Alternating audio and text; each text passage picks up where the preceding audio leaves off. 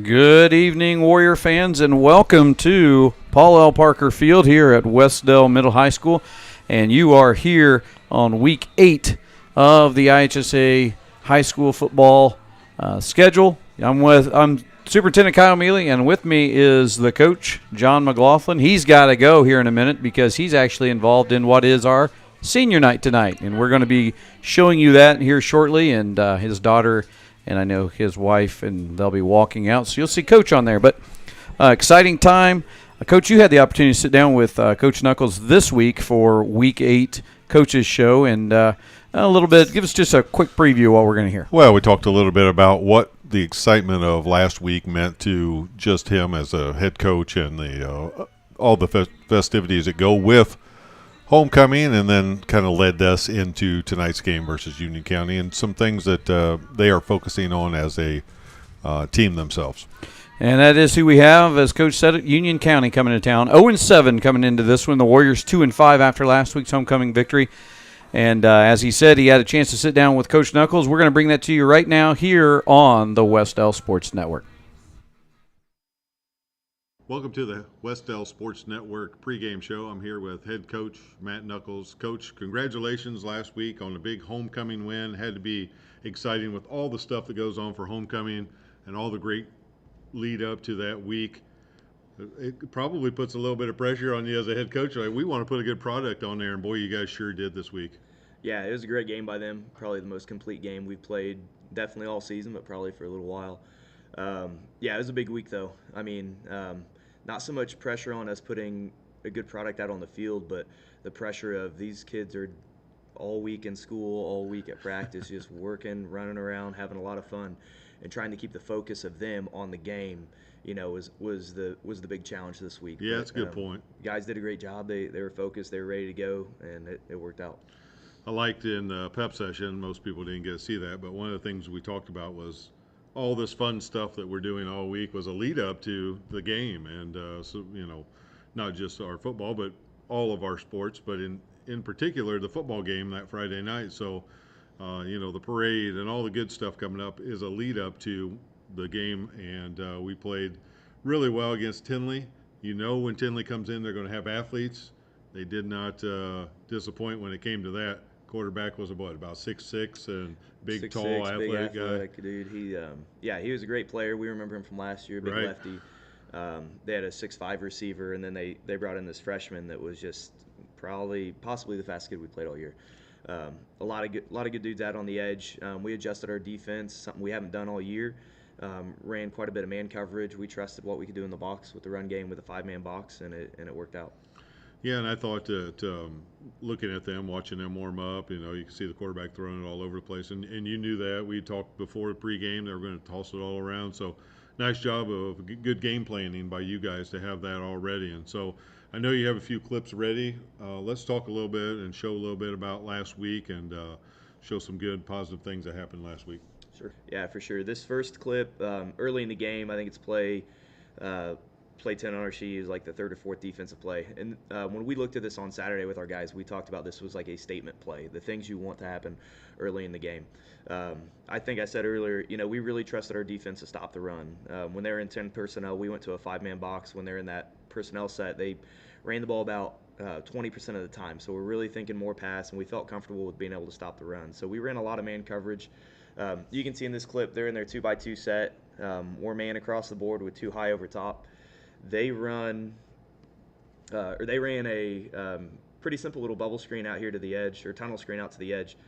But what I loved is just the aggression our guys had.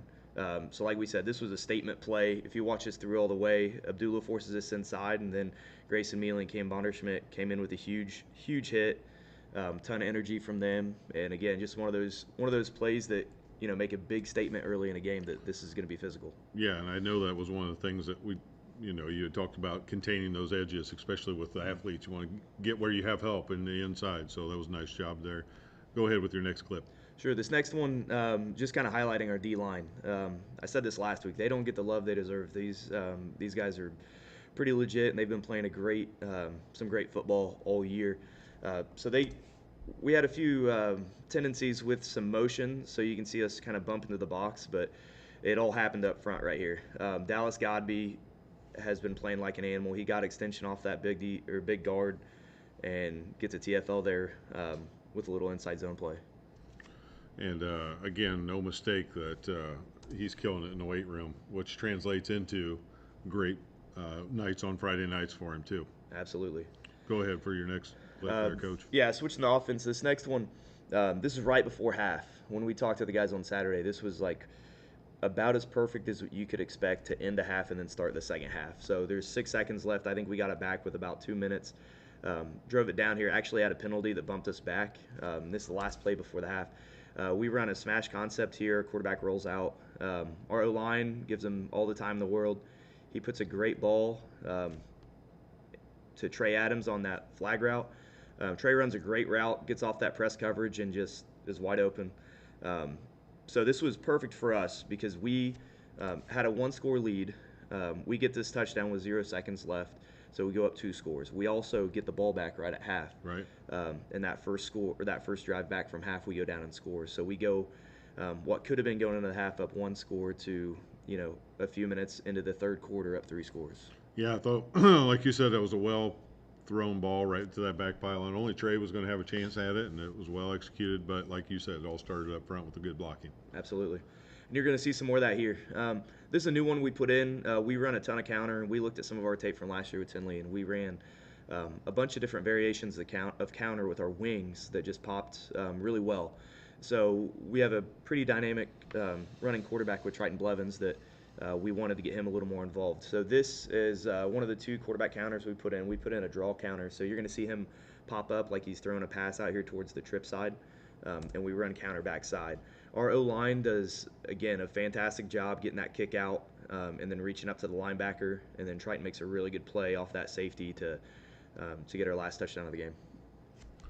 Exciting night for you because not only was it homecoming week, but it's your first win on the new football field. So we love seeing as many times as we can see those lights flashing. It's a neat atmosphere when we're playing well and scoring a lot of points, and it was just a fun night overall. So that transitions us into this week where it's a little bit different. It's again another emotional week because now it's senior night. It's our last home game that we know of. Sectional draws this weekend, but we know this is senior night, so we're going to honor our seniors, and we have Union County coming in. So a little bit about just what that night means to you, and maybe a focus for this week. Yeah, I mean this night's huge. These seniors have been doing a lot of good stuff for us, and when we started this last year, they were a big integral part on the progress we've made and kind of where we're at. So this game is a big deal for them, big deal for me, and one of those. Looking into Union County, we really took the focus this week that it's about us and it's not Right. about them. We scouted, we have our tendencies ready, we know what we're going to be doing, but all of our focus all week has been on us and us improving and coming off a big win. Let's show that we can continue with that and try to get some streak going. That's just another step in the right direction for the program. Yeah, and anytime you want to send those seniors off in the right way, so I'm sure that's important to the rest of the guys too. They always want send off the seniors, and you and I both said as coaches, you don't really understand senior night till you're a senior. You always think about it, and it doesn't really hit you till you're a senior. So good luck and congratulations to those guys, but good luck tonight in tonight's game, and hopefully that we'll send these guys off the right way with the victory. Then one more game on the road, and we don't want to look too far ahead, but the sectional draw is this Sunday. And so then that'll give us our matchups going ahead, right? Yep. So we'll just take a look at that when we get it.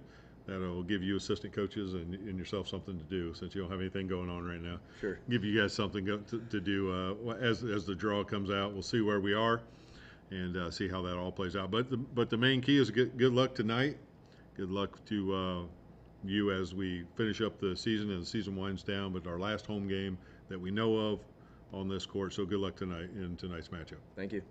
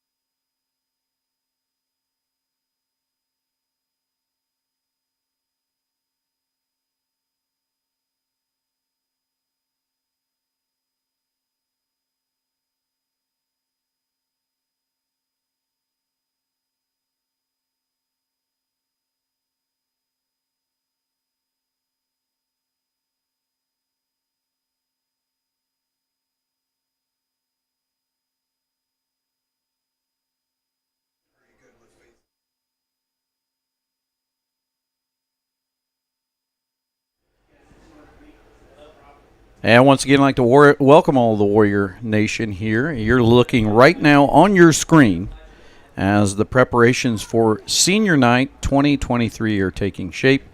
Athletic Director Kai Denny is lining up our seniors in, I believe, alphabetical order. I hope. Don't hold me to that. But I believe Abdullah is first, so that would lead me to believe that.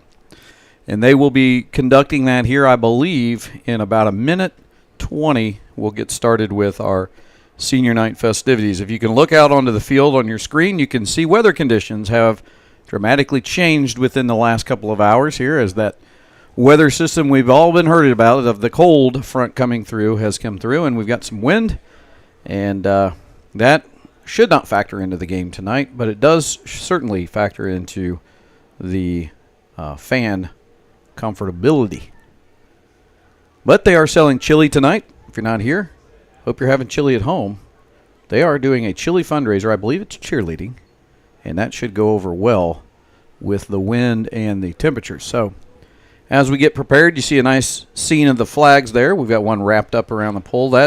Those flags earlier today were basically dormant, not even moving, and now we've got a nice breeze coming through. And this is the first week, I'm thankful, and Mr. Producer's behind me, that we're up here in the booth so we don't have to get wind whipped. As we mentioned, Union County coming to town 0-7, going through their schedule real quick. They started the season against Northeastern, and they had an overtime loss to Cambridge City Lincoln, and that is Cambridge City Lincoln's only win on the year also. And then they followed that up with games at Knightstown, then home against Hagerstown, Winchester. Then they were away against Union City, and they were home last week against Centerville. As we've got a little time here to look, it looks like we are actually going to get started here, so we won't get into any stats just yet. We'll let you view Senior Night, and there come the lights. That was a concern earlier by some of the employees here. But they did come on now, so we've got that taken care of right on cue. There's our first senior, and that is Abdullah Mir. I do not have the full slate of items. You're just going to see our seniors. Brian Lake, the voice of the Warriors, is reading off their future plans as well as their accomplishments while they've been here for 4 years. But there's Abdullah. If I don't know any of the seniors, don't worry, Mr. Producer will help me out. This is Trey Adams. So we've had 2 football players to start us off tonight, but we are honoring all seniors, I believe, not just football players.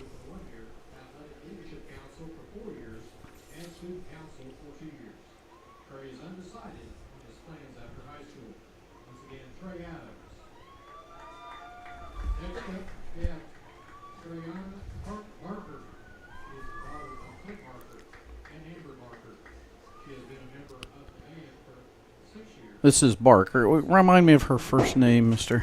Romine. Trayana, I think. Trayana Barker.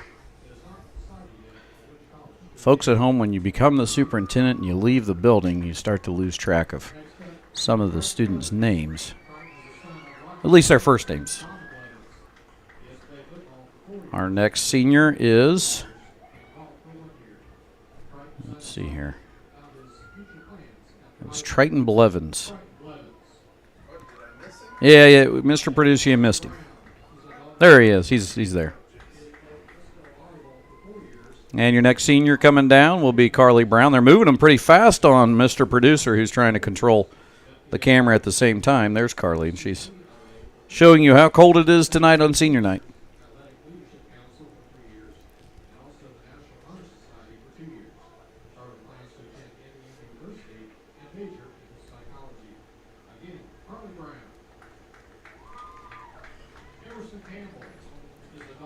And your next senior is Emerson Campbell.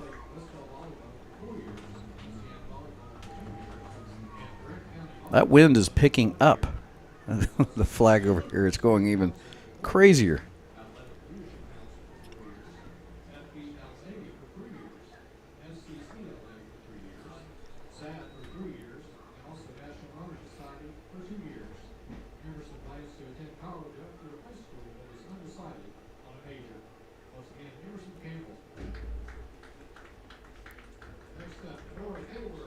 This is Nora Kayward.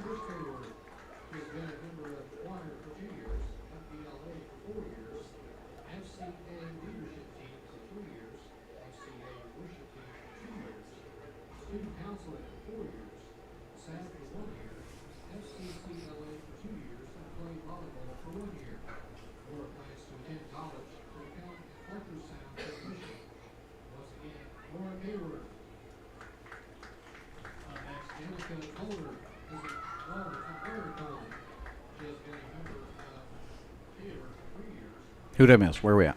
I was looking at the flag. Oh, Coulter. Young Miss Coulter. Yes, Danica. I've called her Miss Coulter since she was young. That's the problem is I refer to many of these kids by their last name. This is Abby Davis, senior Abby Davis, golfer in the fall.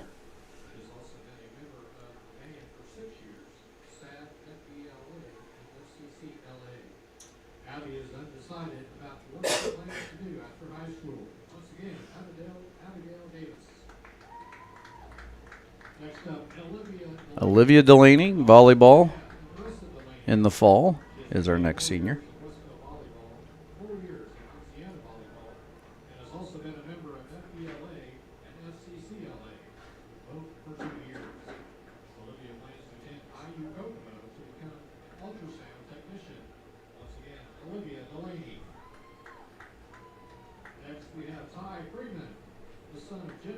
Ty Freeman. In the fall, he is the volleyball manager, but last spring he was part of the semi-state baseball team. Regional champion and semi-state runner-up baseball team. And he may be joining the esports program. That would be great. I believe this is Emma Harlan, again, one of our volleyball players.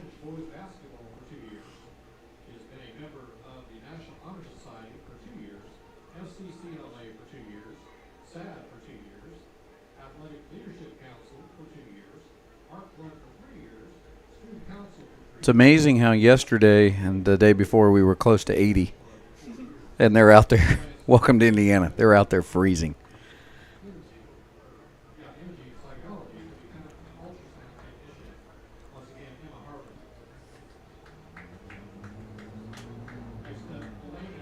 And Delaney Huffman, senior cheerleader.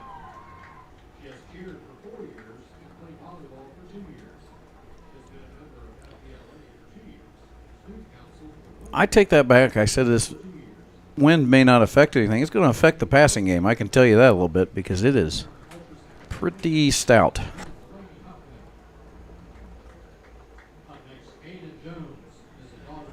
Aiden Jones.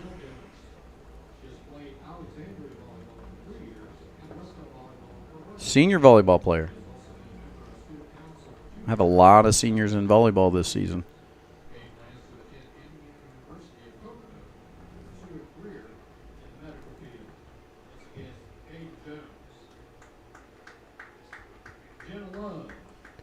Jenna Love, another senior volleyball player, is up next.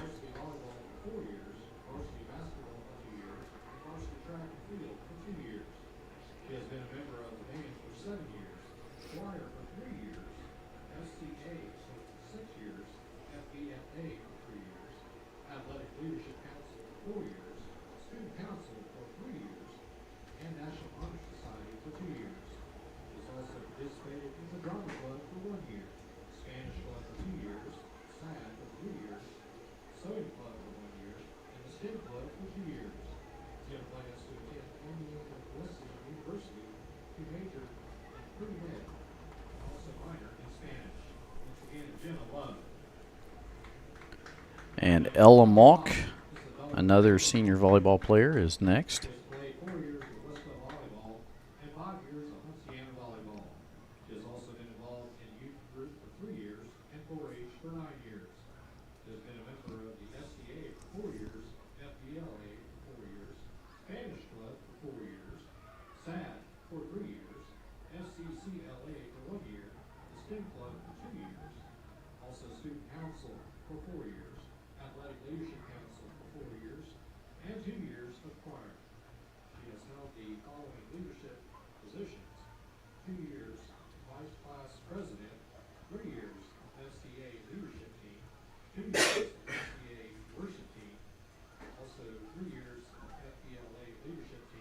And there is my partner and his daughter and wife there. Next up is Rachel McLaughlin. Coach has to be everywhere. Man of multiple responsibilities and talents. I would not emphasize talents, though.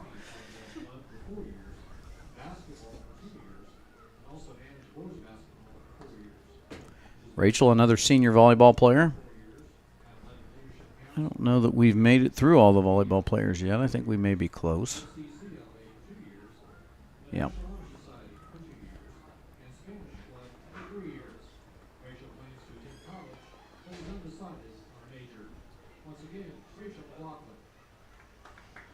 Next up is Corbin Price.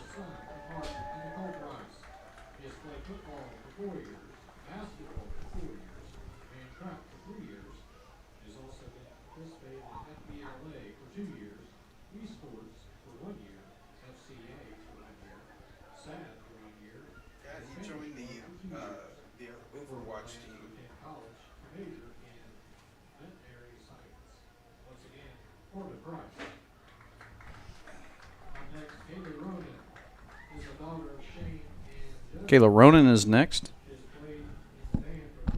This is one of our senior band members. Still have 2 more seniors to get through. And next is Eli Watt, senior football player.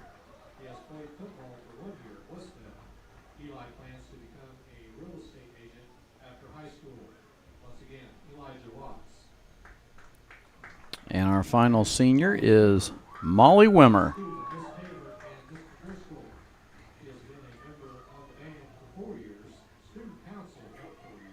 There you go.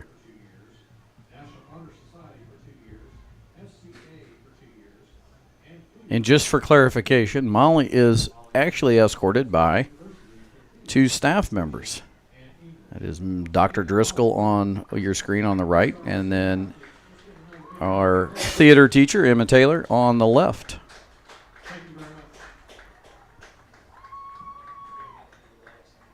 And there are your 2023 senior fall athletes band members. And well done. There's about 3 minutes and 43 seconds remaining. And we'll be getting close to, I don't know, are they adding time, or I would assume they're not. Looks like the team's running back in. So let me take you through some of the information and stats we were going to talk about after we've now completed senior night. But before I do, congratulations to all the seniors and all their families. It is both a wonderful thing to be in that senior night, but as a parent, very emotional at the same time. And many times it doesn't hit you until you're well out of school before you realize, as the senior athlete, how impactful it really was. But the parents definitely feel it. Looking at the game tonight and some stats, Union County comes into the game, and they have actually shared a little bit of the quarterback duties between 2 seniors, and that is number 3 Fritz and number 10 Sams, both seniors. One has played 3 games at quarterback, and another one has played 2 games at quarterback. They have not thrown the ball a lot. They only have 31 attempts on the year, and they only have completed 31 attempts out of 83, and they only have a total of 83 yards. When looking at rushing yards, that's really where they try to do most of their damage on the ground. They've got 291 yards rushing overall, and that is also led by the senior Fritz with 220 yards overall in the season. They have had a couple of games where they've actually gone without scoring. That's something to note. So just kind of running through the year for them is giving you an idea of where they're coming. And, Coach, you're back with us. I'm back. How cold was it down there? It's cold. Okay. It's cold. It is cold. So running through Union County, they started against Northeastern with a 61-0 loss. Cambridge City Lincoln was an overtime loss, 42-36. That's where they put up the most points they've put up this year. Then they played Knightstown and lost 55-0. Hagerstown, they lost 48-0. Winchester Community, they lost 45-0. Union City, they lost 42-0. And last week versus Centerville, they lost 63-14. That aside, I think it's a decent matchup still with our Warriors, who are coming in 2-5. They're coming off a big-time win over Tinley on homecoming, and we're hoping with senior night being another special evening that we can take some of that momentum and kind of roll into here and see if we can get up early and just kind of secure this one. This is the last home game of the season here for us at Paul L. Parker Field, and I have to say it's been a special one for a lot of different reasons, Coach. One, the new facility has really we've embraced it. It has become home, and I think everybody really enjoys it. And to win at least last week on homecoming, I think it really, christened this field with that win. But moving forward, you look at Union County, Coach. Then you look at Lincoln, who is the only team to beat, or the only team that Union County put up some major points against. So you look at your schedule and you say, well, this is exciting. You'd like to end the season really well going into your sectional. And depending on the draw, you never know what might happen. You might be back here at Paul L. Parker Field. You might have your home fans with you. You never know what could happen. But there's a lot of opportunity in front of the Warriors. Yeah, and I had the opportunity to talk to Coach Nuck about that a little bit and just kind of gaining momentum. It's something that we've not really had the opportunity to do in football here a lot. And when you have some opponents that you're matched up well with, or you feel like you're even the favorite, it gives you an opportunity to kind of stack some wins together. Anytime you can do that, then you really start playing with more confidence, which is a big part of athletics. And then you can get some momentum going into what you want to be your best part of your season, which is the end towards your sectional play. So, like you said, the football sectional is a little bit different in the fact that you can still host. It's not just at one place. So you could host for a week, maybe two, just depends on how the draw comes out. And I think that, we'd love to get one here, sectional game here. I have my own theories. I've told you about that. I think we will be the host. I don't know that. I don't know why I believe that, but I have my own reasons. But I think we will host the first round. The IHSA has been in our facility, and they were impressed with the facility. Yes. It's supposed to be just the luck of the draw. We'll see. So, if we get it, maybe it had something to do with the upgrades. Yeah, I'd like to think so, and we'll see how that happens. But anyway, you want to be playing your best football come that time, and I think that's what Coach Nuck's really focused on. Can we get a win tonight? Add that to the exciting win we had last week. Stack up some victories going into sectional. And as we mentioned, did you get a good shot down there of how cold it is, Coach? Athletic Director Kai Denny has the beanie on tonight with the little ball on top. Well, it got cold here in the last hour. Well, we also have that pylon that somehow has fallen over towards the wind. One's one way and one's the other. Well, they've all fallen down. Well, those officials will get it. I'm sure they'll notice it. Yeah, I think they're just going to leave them there. Yeah, they may just leave them. In fact, I think all of them are laying down. Yep, they so are. That's how windy it is out there. I said earlier that it may not impact the game, but now I'm starting to think, well, that might impact the passing game a little bit. But we'll have to see. This is a big one tonight for the seniors. It's emotional. As we both know, we remember what it's like when it comes to an end, and you really don't know any of that feeling until it happens, and you find out this is the end. So for a few of our athletes, I'm sure they'll be playing some other sports. There might be a handful that this is the only sport they're involved in, and so there will be emotion, win or lose, at the end of this. Right. And we hope the emotion is more joy with the win, and then the fact that they understand that their season's coming close to an end and their career's coming close to an end. But winning out the end of the season with 2 games and ending your season 4-5 would be one of the better records we've had in many years. So sure would. That's something to look forward to and something to be excited about. Yeah, and we mentioned this on the pregame. You don't realize what a senior night is until you're a senior. And you go through that kind of emotion knowing that this is the last possible time you're going to play on this field and the last time, whatever sport you're in. And, senior night's as much for the parents as it is for the kids. A lot of times it's really more for the parents. They were there for the whole journey with you. So it's an emotional night. And like you said, what better way than to take the seniors out with a victory. So let's hope that happens tonight. And we are getting ready for the Warriors to take the field. I see them just coming out of the locker room now, lined up. And tell you what, those cheerleaders have got their work cut out with them with the flags with tonight's win. So yeah, better hold on we're tight. going to see the strength of those cheerleaders here.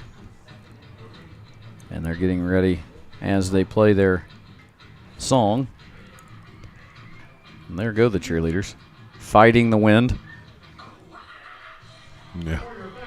And here come your Warriors out onto the field, and they'll be ready to go. I don't know if they didn't do the coin toss, I don't believe already, did they?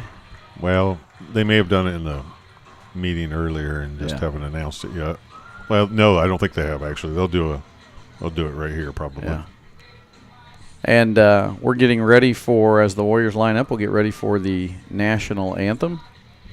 And we will go, while that goes on, we will go audio quiet because we have the windows closed tonight, so we won't be able to bring you the audio of the national anthem. So we will just bring that down and leave your video up. The flag is hanging on. I don't know if you I noticed saw that. I've Yeah, already talked about the staff. And I will say that I know that that's not something you want to happen, but it got windy real fast in the last hour and a half down there, so I'm not sure when it was noticed. But well, I can tell you this much. I want to mention this. Coach Van Mater has a strongman competition tomorrow at 9 a.m. Yes, It's predicted to be 40 degrees. And if this wind is whipping through, it's be frost on the beard. there will be frost on the beard. Well, good luck to Coach Van Mater. I think is he out there right now on the field? He's is he preparing? Well, a little bit. He had in all truth, the closure here, he had a wedding to go to. So okay. He's watching us, though. I know. Yeah. He said, I'll be at this wedding, but I'll be watching. So, well, good luck to you, Coach Van Mater, yes, good and luck. all of Warrior Nation's behind you. Good luck to you. And, he talked about it. You'll see at halftime. He's my guest this week. On halftime. Well, there you go. And he talks a little bit about all the different things he has to do. Yeah. And interesting. Pull a bus. Pull a truck or a bus with his teeth. No, it's not with his teeth, but with his earlobes. Yes. But he does have to pull a truck and a lot of different cool stuff. So. And it is time for the national anthem. So we'll be back with you right after the band plays the national anthem.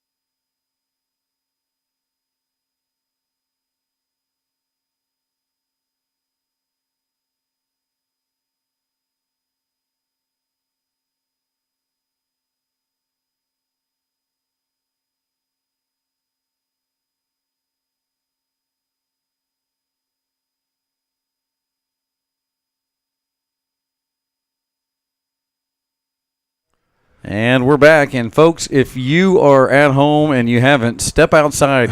It is a blowing. Hold on to something if you do. Tie a string around yourself. It is. You take the dog out, tie a string around him. I knew, as you said, I remember him saying it was going to be a little windy, but I didn't realize it was going to be this windy. It's It windy, is all right. bringing it. So, well, here we go as some of the band music continues to go across the field. Almost like confetti. Yeah. Well, let's see what happens. This will definitely affect the passing games if anyone does Yeah. decide to throw. And the cheerleaders have had enough. They're going to they're putting on the warm-ups. I don't blame them. It's the seniors walking out for captains tonight. And here's the coin toss. See what happens here.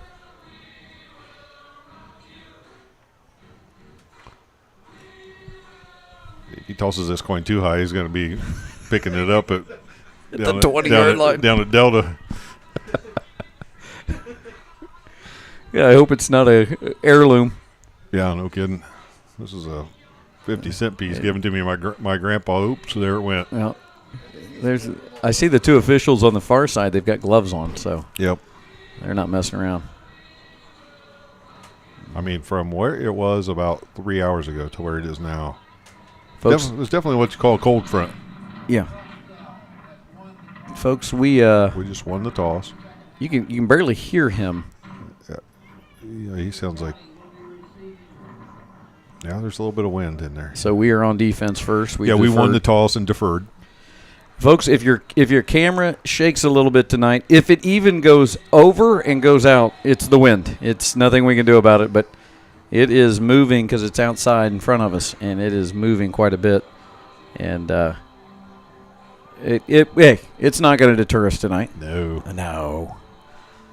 So I hope you're at home. I don't know. Mr. Denny's chasing something around. It looks like a. I think that was a piece of paper. I think it was a dryer sheet. That's a big dryer sheet if it is. Well, he's got a big dryer. Does he? Okay. Does a lot of laundry. Here we go. You see the Star Financial scoreboard just popped up on your screen. They are a Wes-Del Sports Network sponsor, along with the Van Mater Reed Realty Team and Dowling Dumpster Rentals. They're bringing you all of the sports action into your home for free. So we want to thank our corporate sponsors. The athletic corporate sponsors are scrolling, their logo scrolling down next to the quarter on the Star Financial scoreboard. And we want to thank, before kickoff, the whole crew, especially our producer, Mr. Omine, who's here behind us and bringing all the action. We're ready to kick it. And Union County will get it first. Corbin Price kicking off. And there was calling for rain, but I officially have been told by my second meteorologist, John McLaughlin, it's not supposed to happen. And there it is. Oh, that one goes on in. Let's see if it was touched. And it's going to be a touchback because it it's went a all the way touchback, through. yep. So they'll bring it out to the 20-yard line. Here we go, folks. Week 8 is underway. And I didn't get to catch the name or the number of the guy who had that. Well, he didn't touch it anyway, so. You can't touch this. We're going to start that already. Please don't hurt him. I don't want to. Don't hurt him, Hammer. The great MC Hammer is in the Hall of Fame of music, but probably should be. Not yet. No, I don't think he should, but that's all right. Surprisingly. I did see him live in concert. His opening act was Vanilla Ice well. when I was there. This is early for random facts for us. It is awful. Here we go on offense for Union County. Let's see, under center, that looks like number I can't tell who that is.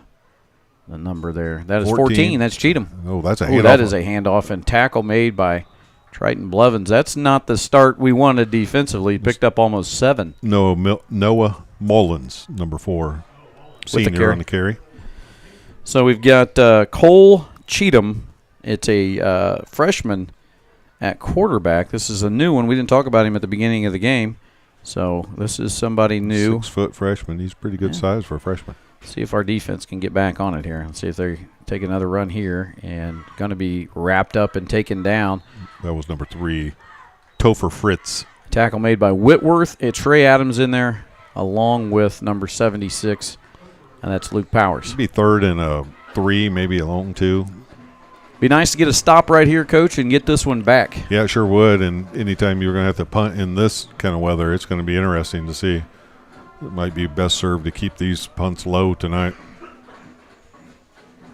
It is 3rd and 2 officially on the board, 28-yard line, and they are taking some time. They only have 7 seconds to snap they're this going one. wide outs here, and they don't throw much, so let's see what they do here. And there's a misdirection play. They're pursuing it well. Try to get him before the first down. That's a big hit. That's a big hit made by Triton Blevins. Wow. A big hit made, and I believe Vonderschmidt was in on that one as well. Somebody hit him and stopped him dead in his tracks. And that will be 4th down. Welcome to varsity football there, freshman. We'll see if I would assume they're punting. It looks like number 40? 18. Sorry, let me see what number 18 is. Dustin Shepard is back to kick, I believe. I thought it was 40. Way off here. One of us is way off. It might be me. I don't think it is, and he boots that one, and looks like it's out of bounds. And that's going to be, right around the 50-yard line? They stop. This is always, you're looking for help on this, and they only gained about 10 yards on that after it's all said and done. We're going to get it at the 39. All right. Great field position here, and see what Is it raining? Coach Danny Hansen has drawn up here. Nah, I don't think so. I think it is it? I felt when I was down there and texted you guys, I don't know if you got that, but I was wrong. There was some drizzle. Do you see that up by the lights? Yeah, I guess I do. Yes, it is raining. There you go. Well, must be just on that side because nobody over here is. That's what I'm thinking. What is going on? When I look at those lights that are pointed up, it looks like it's raining. But nobody on our Everybody side. on our side is dry as can be. Yeah. Well, it's only raining on Union County. Triton Blevins under center. 1st and 10 for the Warriors on the 39-yard line. That's to Brock Nauman, and he is met early. Number 51 for the. I don't think that one went. Gunnar Dishman for Union County. I don't think that one was the way we wanted it to go. I know Coach Hansen was talking pregame down there, going through warm-ups, establishing the run. He really wants to try to establish the run. I think he almost going to have to on a night like tonight. Yeah, it is windy, but it may not be raining because it doesn't look. Maybe those are bugs. It's a lot of bugs. I think I don't know. It looks like rain. I'm with you now. I wasn't before. We're having a bad start already. This is weird. That's what it is. Weird. Triton kicks that to Trey Adams. He's looking to get some blockers. Got a good blocking in front of him. Got a block in front of him. Now he's going to get taken down. Let's see. We had a flag on the far side. Was there? Okay, yes. I'm going to assume that's on us. Yeah, it's in a weird spot, though. Yeah, it is. Let's see what they call here. The white. Usually, that's a chop block. I hope he doesn't have to make that call often. No, I thought he was going to fall in the first one. Man. Let's put it this way. He's not going to win head, shoulders, knees, and toes. Head, shoulders, knees, and toes, knees, and toes. And then he's just going to be flat on the turf if he has to do that again. So you're right. On us, chop block, that's a 15-yarder, too. Yeah. I mean, someone was engaged in a block and then came back and blocked him also. Or could have been a cut block on below the knees there. And it was away from the ball. It was away from where the ball was going. Yeah, you hate those. Yeah. So it's going to be a long second. Yeah, it's going to be 2nd and 19. We've pushed it back to the 48-yard line now. And let's see what the Warriors do. A little different formation. No halfback there or fullback. Here comes Trey in motion, and that's going to be a false start on us. My goodness, we are not starting well. No, they're going to call it on them. Are they? Encroachment. I thought for sure it'd be on us, but yeah, it is an encroachment. I thought maybe he's in the neutral zone, one or the other. Where's he going? Why is he going that way? Turn around. There you go. Well, he's wants to face the cameras. This is a nightmare early. This is the ABC crew. Oh, all right. 2nd and 14, ball on the 43. Folks, stay with us. If you don't like it, mute us because it is. The wind has got everybody just completely out of whack. And we think it's raining, but we don't know.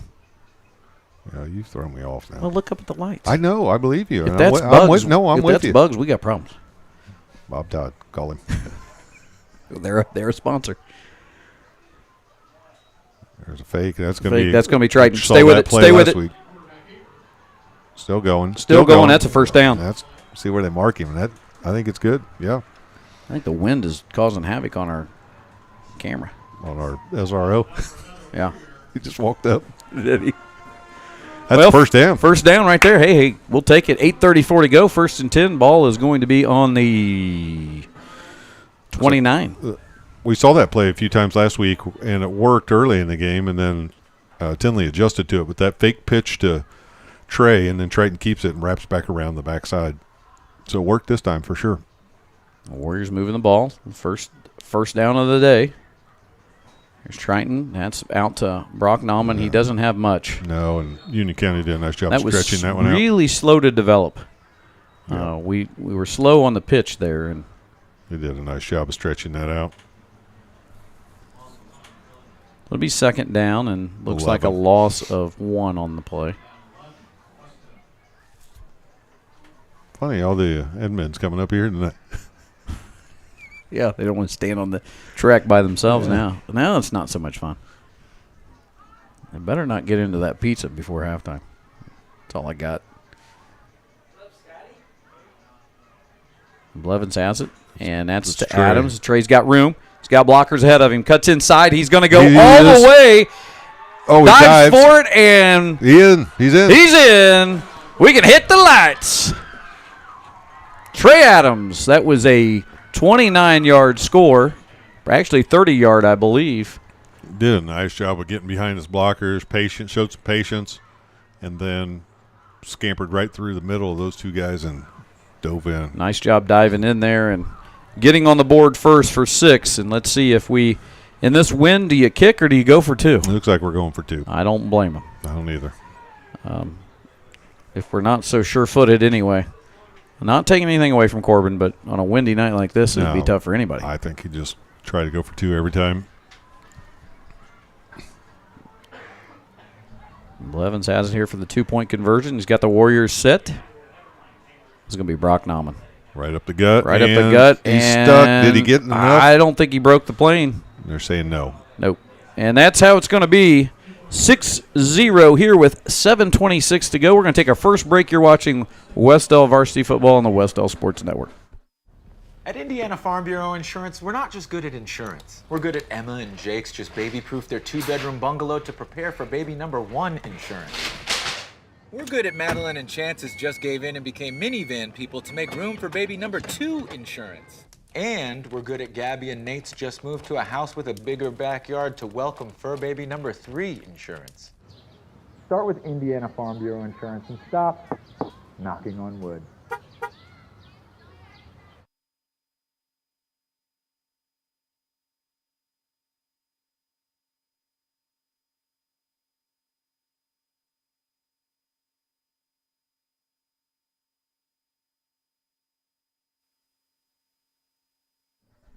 And we've confirmed that it is, let me pull up on the radar here.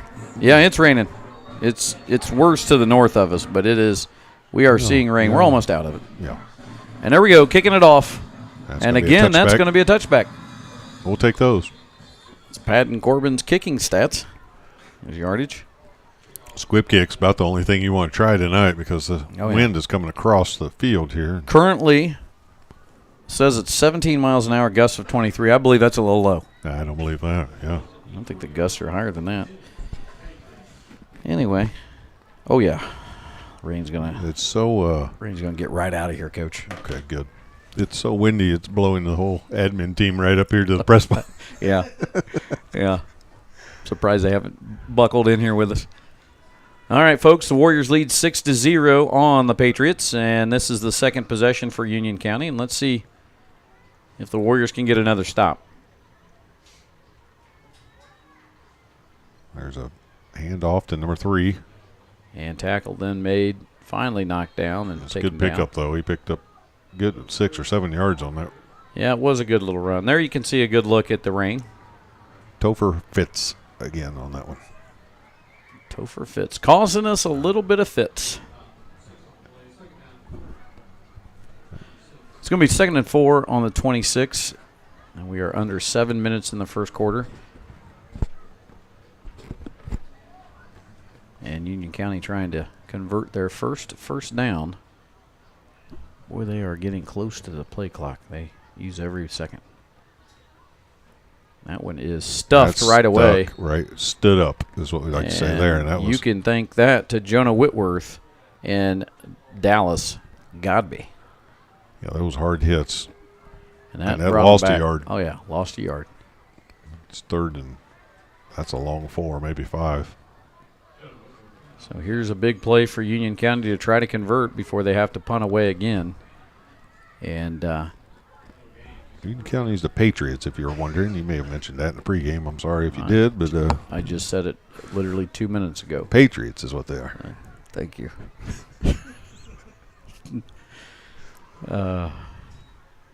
This got a big hole. This is trouble. This is trouble. Make a tackle. Just force him out, Dooley. There you go. There, he's out of bounds now. Forced out of bounds there, but after enough yardage to clearly pick up that first down.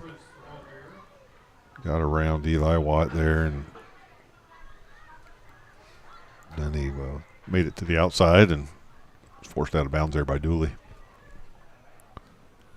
So it's going to be 1st and 10 on the 37, 5:45 to go in the first quarter. Union County, I'm telling you, they run that play clock all the way down. I heard Kai Denny entering the press box. You know it's cold. So handed off, and tackle was made there by, again, Whitworth. Jonah's off to a good start tonight. Yeah. We've said his name a couple of times. No gain on that play. Actually, they're going to give him a loss of a yard, so it's going to be 2nd and 11.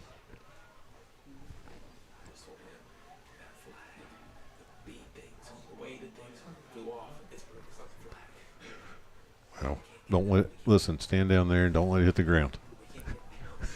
If it flies off, you got to catch it. 2nd and 11. Oh, it's on the ground. It is on the ground. Let's see who possibly. Oh, they recovered. Number 3 back on top of it. So little trouble with the handoff there. That's going to make it 3rd and, quite a, let's say almost 14. Yeah, a couple things going against them here. It's raining. It's windier than all get out, and they don't throw very often. So we ought to be able to put some pressure on them here. But our coaches are still in shorts. I noticed that, and I can't say anything because I have shorts on, but I did know I was coming right back up here. Football coaches surprise me all the time. I'm not tough enough to do that. You remember last year we played them at Ball State? It was as cold as could be. Yeah, we were upstairs because we couldn't handle that very long either. We were up in 3rd and 15 now. Oh, no. And he got through and almost came down to I bet you they'll go for it. Yeah, I would think so. It's going to be 4th and 1. After that, we had him pinned back there in the 4th and 14 and gave up 13 of that. Luckily for us, wasn't a great spot, but they got 4th and 1 here, and I think they're going to go for it. I think they probably are too. So let's look for our linebackers here to shoot one of these gaps here. See if we can do like we've done before. Well, if they don't get to the line, I was going to say, my gosh, they're going to get a delay of game, and they got a chance to get a first down here. You may just see a quarterback sneak. Yeah, he's a pretty big kid.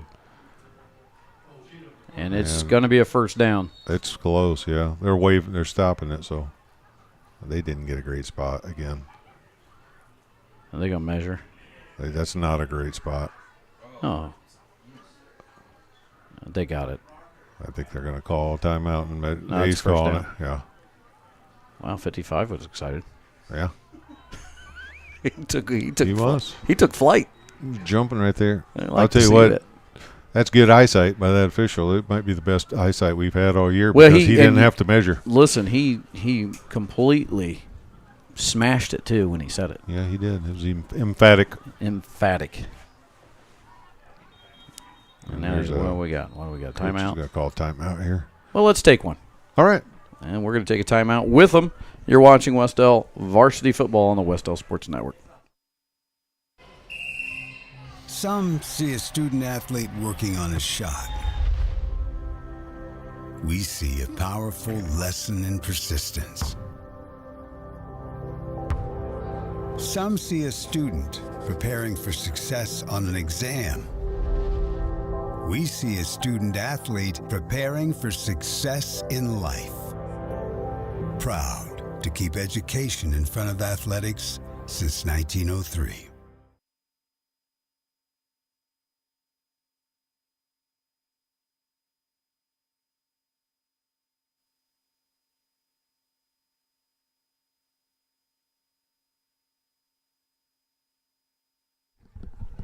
Coach, I think you just talked to us. Is there something you'd like to? Yeah, I apologize to you two. I said it wasn't going to rain earlier, and it is raining pretty good out there. It's bringing it down. So I apologize, but you know what? This turf field will soak that rain up like it's a dry sponge. Great analogy. 2:59, and it's 1st and 10, ball on the 48. It's like playing on a sponge. Are you ready? There's a keeper. That is going to be Jonah. Jonah Hang on, again. Jonah. Ooh. Finish him off, Easton. There you go. Easton Stewart And Jonah, finishes him off there. Jonah did the good job of getting back there and then cleaned up by Easton. He did a two-step there. It's a good thing that he did slow him down because there was a little bit of room over there for him to run. That's going to bring up a long second, maybe 16. It's at 17. 2nd and 17 on the board. Ball on the 41, and the clock is churning. I like it. You love a good, ground game churning up that clock, especially when it's raining and windy. It's going to go quick tonight, I would think. I don't know what happened there, but that's going to be a loss. Coach is And kind that of was yelling over there at him. Come here. That was Luke Powers, I think, that was all over that one. I think what you're seeing is a freshman at quarterback learning still a little bit. And I'm not saying it was his fault. He maybe the other guy went the wrong way, but you could just see a couple of times that's happened tonight. And it's going to be 3rd and 21. And we're slowly moving along to the end of the quarter here. We're about a minute and a half away. The ball's on the 37-yard line, and they're not going to get this play off. Coach is going to call timeout. He called timeout. Ooh, yeah, or there's the flag, but before they just took the delay game. Yeah, I think he had to. I mean, he already wasted one timeout. Yeah, and when you're this far away, honestly, why you waste a timeout? You're probably not going to pick 3rd and 19 up. So right now they are at 3rd and 26. Yep. And here they go. Are you going to throw it? They are going to go throw. And that is up for grabs, and he caught it. And he fell. It depends on the spot. Yeah, he wasn't touched, but in high school football, when you hit, you're down. So he was just short. That is the correct spot. What were we doing? We were not defending that. They had two guys right there, and we had two guys right there. What in the world were we doing? Sleeping? I don't know, but this is 4th and 1, and now easily picks up the first it. down. Oh He's still going. Oh, my goodness. Jonah Whitworth finally brings him down, and there's a little bit of life over on the Union County side. Good for them. I hate to say it, but we had no secondary that even went. They let both those guys get behind them. Yes, and we've been there before, and you know what? This is on us right now. This is we've got to respond. Like we've got to wake up. Yeah, it's almost like okay, we can't come out there as coaches and do this for you. You got to make plays. So let's see if we can adjust here a little bit because momentum's going to Union County. There's a good hit. That'll start it. And that is a good hit. Again, Jonah Whitworth in there, and Dallas Godby's in there. Godby down at the bottom. That's a loss of 1. So it's a good start to this set of downs. But we've had them in some we had them in 3rd and 26. 3rd and 26, and they picked converted up 25 of them on a play that we should have probably been able to stop. Is this a timeout? It's going to be the last play of the first quarter. So that's the end of the first quarter, and the Warriors hopefully will get a little bit of what we'd like to say constructive coaching on waking up a little bit and getting involved. But after 1, it's 6-0 Wes-Del. We'll be back here on the Wes-Del Sports Network. Some see a student athlete working hard in the weight room. We see a future leader learning there are no shortcuts to success. Some see a start to a swim meet. We see the starting blocks for life. Proud to keep education in front of athletics since 1903. Hey, Indiana, let's clear the air about vaping. Glue, rat poison, paint. We all know these products contain poisons like formaldehyde, arsenic, and lead. And these are just a few of the chemicals you'll find in e-cigarette vapor. Let's clear the air, Indiana. Don't puff this stuff. Visit don'tpuffthisstuff.com to join the fight and spread the word.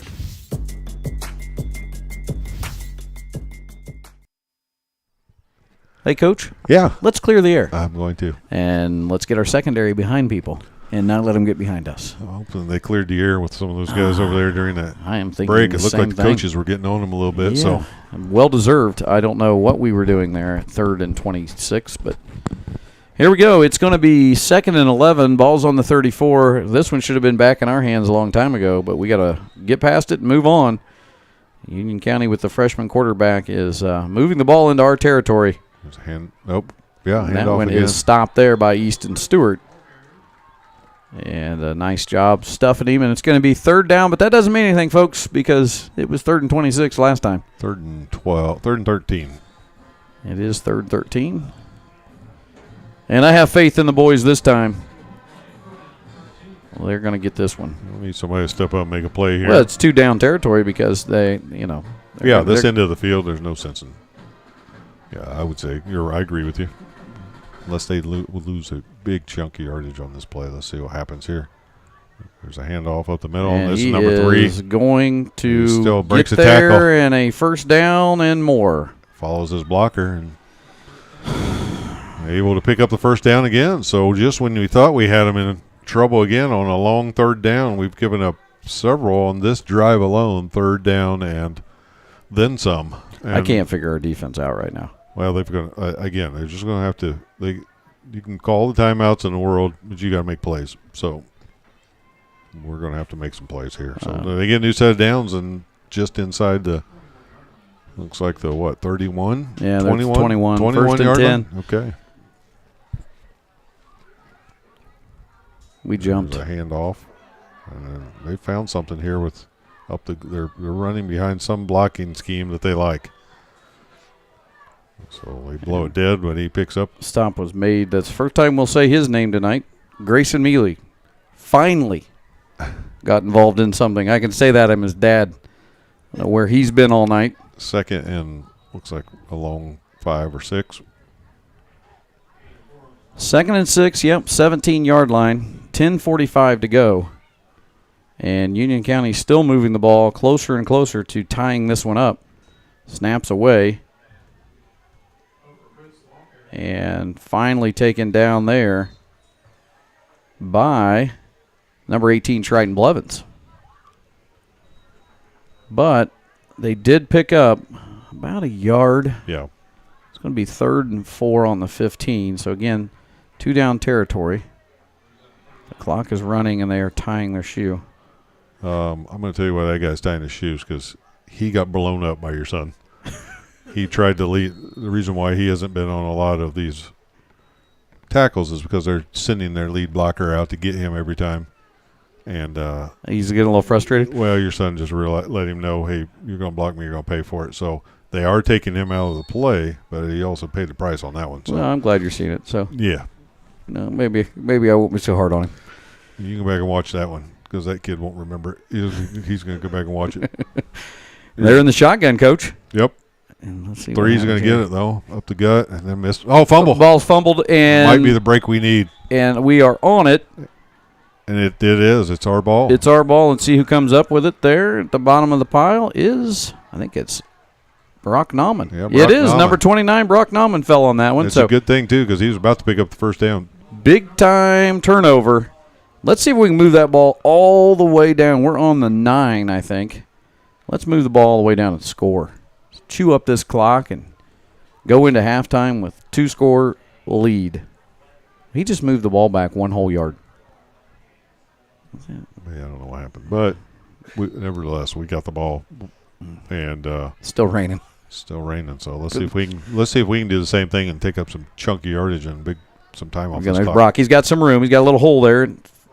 Probably picked up 5. Yep. Looks like he closed up on him pretty quick, but not before he was able. Well, let's give him 6. Okay. I'm with you.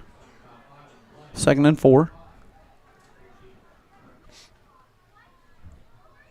It's going to be a quick half. Yeah, when you run the ball, it's quick. I bet you those people down there sitting in that rain don't think it was a quick half. Here's Blevins. Big opportunity with 9 minutes to go to get 2 scores. Get up 2 scores. Trey avoids the first tackle, but can't get past the was a second. loss. So they've scouted that play a little bit. Yeah. It's and they worked got a for guy. us. They got one down. Injury timeout They looks don't like. have a lot to put in, so No, let's hope they I don't have noticed too that on many the other guys hurt. sideline. Coach, while we're taking this injury timeout, All right. volleyball heading to McConaughey tomorrow. We'll go into McConaughey, the McConaughey invite. Miami County. Miami County. It'll be about, I don't know, a little over an hour drive there, and A lot to do. there's going to be volleyball to do. That's about it, and some Taking some food with you. soups and stuff, I think is what's on the menu. So Soups. we'll be there. I think pool play starts at 9 for the Warriors. We'll play Taylor and Norwell are in our side of the bracket, and then Southwood. it's a 3-way. Southwood's on the other side. It's kind of a weird setup, a little bit different if you're not familiar. It's 3 teams pool, and then if you get all the first place teams, then we'll play in the pool after that. So it'll be like a gold division, a silver division, and bronze, pewter, whatever they want to call it. I don't know. And then next week we're heading into sectional time. Sectional, we got the bye. Great draw for the girls. They will play the winner of Wapahani and LaPel, I believe. Yes, Wapahani and LaPel, and that game will be on, I think, Wednesday night, and then we don't play till Saturday morning. So if we can win that first game, we'll already move into the championship. Well, good luck to the lady volleyball team as they head to McConaughey and get prepared. They got a good draw in sectional. And it's at our place. Sectional. And sectional's at our place. So make your way out and support the Warriors next week. Yeah, they're number 4 in the state still. So yeah, we're really proud of them. Blevins now after the fakes the pass. timeout. He's got plenty of room. Get a cut inside. Keep going there, Triton. There you go. Good block. He's down the sidelines. He's got plenty of room. Finally caught by number 14. That's Cole Cheatham, the other quarterback. But that was a big gain across the 45-yard line for Wes-Del. Nice pickup there. Went back like he was going to throw it. Kind of loosened up the front line, and he was able to get through and find some good chunky yardage on that. And now the Warriors 1st and 10 on the 43. And so they spotted him shorter than I thought they would have, but that's no surprise to me. So here we go, 1st and 10. Blevins, we're in the wing formation here. That will go to Brock Nauman, and he is met instantly. Caught right away. Stood right up and then held to, looks like they're going to spot it right back where he was at the line of scrimmage. So no loss, but no pickup either. And we're at 7:53 on the clock and ticking away. They're going to put that ball right there on the chin of the Warrior. Yes, it is. It's almost like a mole or something. It's an outline. Oh, you mean the ball's a mole? Yeah. This is not our best work. Send me something. I'd like to see something. 2nd and 10. That one, hand off to Trey Adams. He's got Brock Nauman ahead. He's going to try to stay up there. There you go. Good job. Nice job by Cole Cheatham again. He picked up about 6 there on that carry, so it should be, 3rd and 6 now? Or, 3rd and 4, if I can do math. Yeah, long 4, maybe 5. Oh. 3rd and 4, we'll say. My math is bad, but I think the 3 of us up here, we're not known for our math skills. No, well, I don't think the school we went to was known for math. No, it's to the north. The other way I could tell it's raining is there's a big trash bag that we're putting all the balls in There to keep them dry. I think you can clearly see it on the screen now. Yeah. Trey Adams now, he's going to need to get a couple blocks, and he There he does. goes. Good. He's got some room around the end. That's a first down before he's tripped up by number 3, and that is Topher Fritz. It was a good hit there. He put it on. He was putting on the Fritz there. Wow. Wow. You can't catch me. You can't catch me off guard like that. That was bad. We apologize to Topher's family if they're listening. Oh, wow. Putting on the Fritz. First and 10. There's a handoff. Brock. Brock's got about 5 yards. Yeah, he's going to get about half of it. Tackled by Noah Mullins. You can't just pull that stuff out like that. You know who sang that? 80s version? The 80s version. Give me a second. I can see him. Yeah. Oh, I can't come up with it, but I can see him. Taco. Yeah. You know that band. They're not in the Hall of Fame yet either. But should be. 2nd and 6, ball on the 42. There's a handoff to Trey. This is Owen Long. That's Owen. Owen, hang on to it, Owen. And that is a loss. And, boy, that is one of the most generous spots I've seen in a while. Yeah, it was. And I'll tell you what, we're going to have to figure out how to get some misdirection going or something because they figured that play out. Yeah. They called a timeout there on Union County side. Yeah, so they've used their second timeout, or maybe that might have been their third. No, that's their second.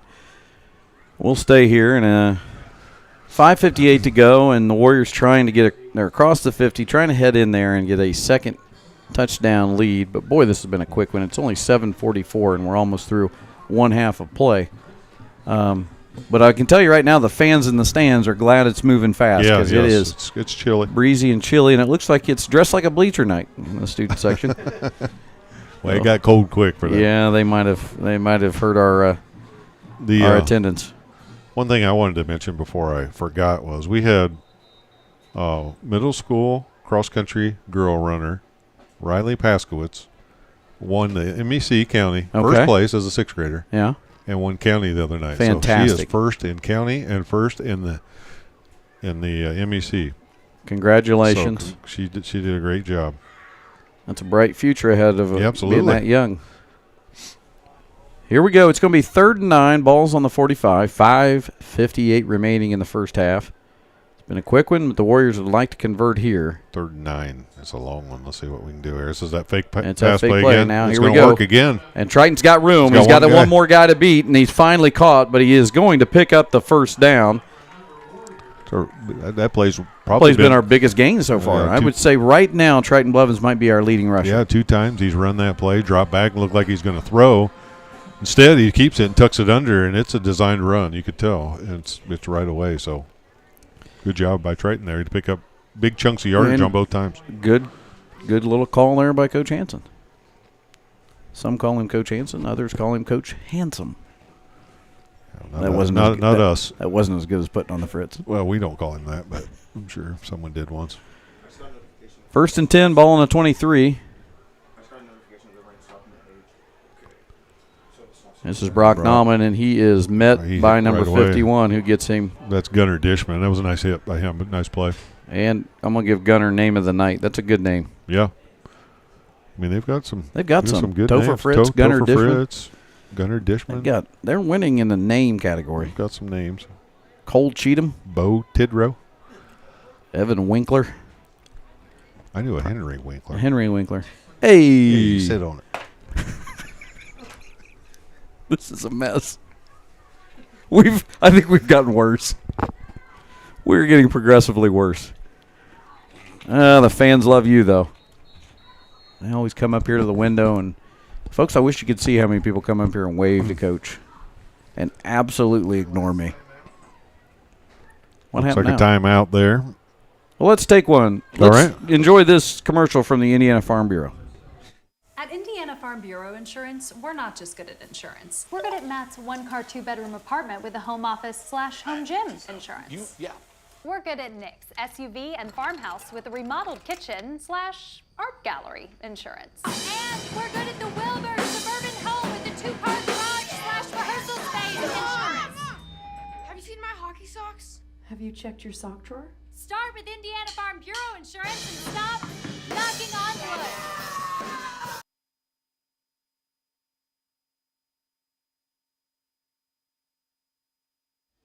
And there are your Wes-Del Sports Network corporate sponsors that bring all of the action free and bring John McLaughlin and myself into your home every Friday evening. Sorry.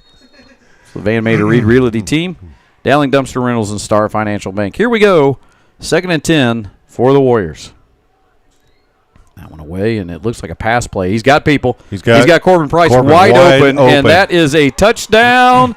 Hit the lights.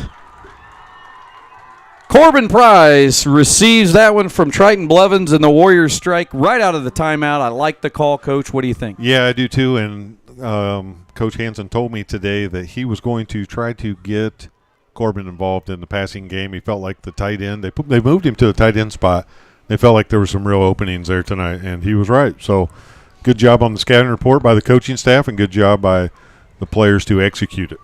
Nice job. You always like to see that as a basketball coach. The timeout is your friend to set up something, and football coaches are no different. They did a nice job there, and great execution, as you said, by the Warriors.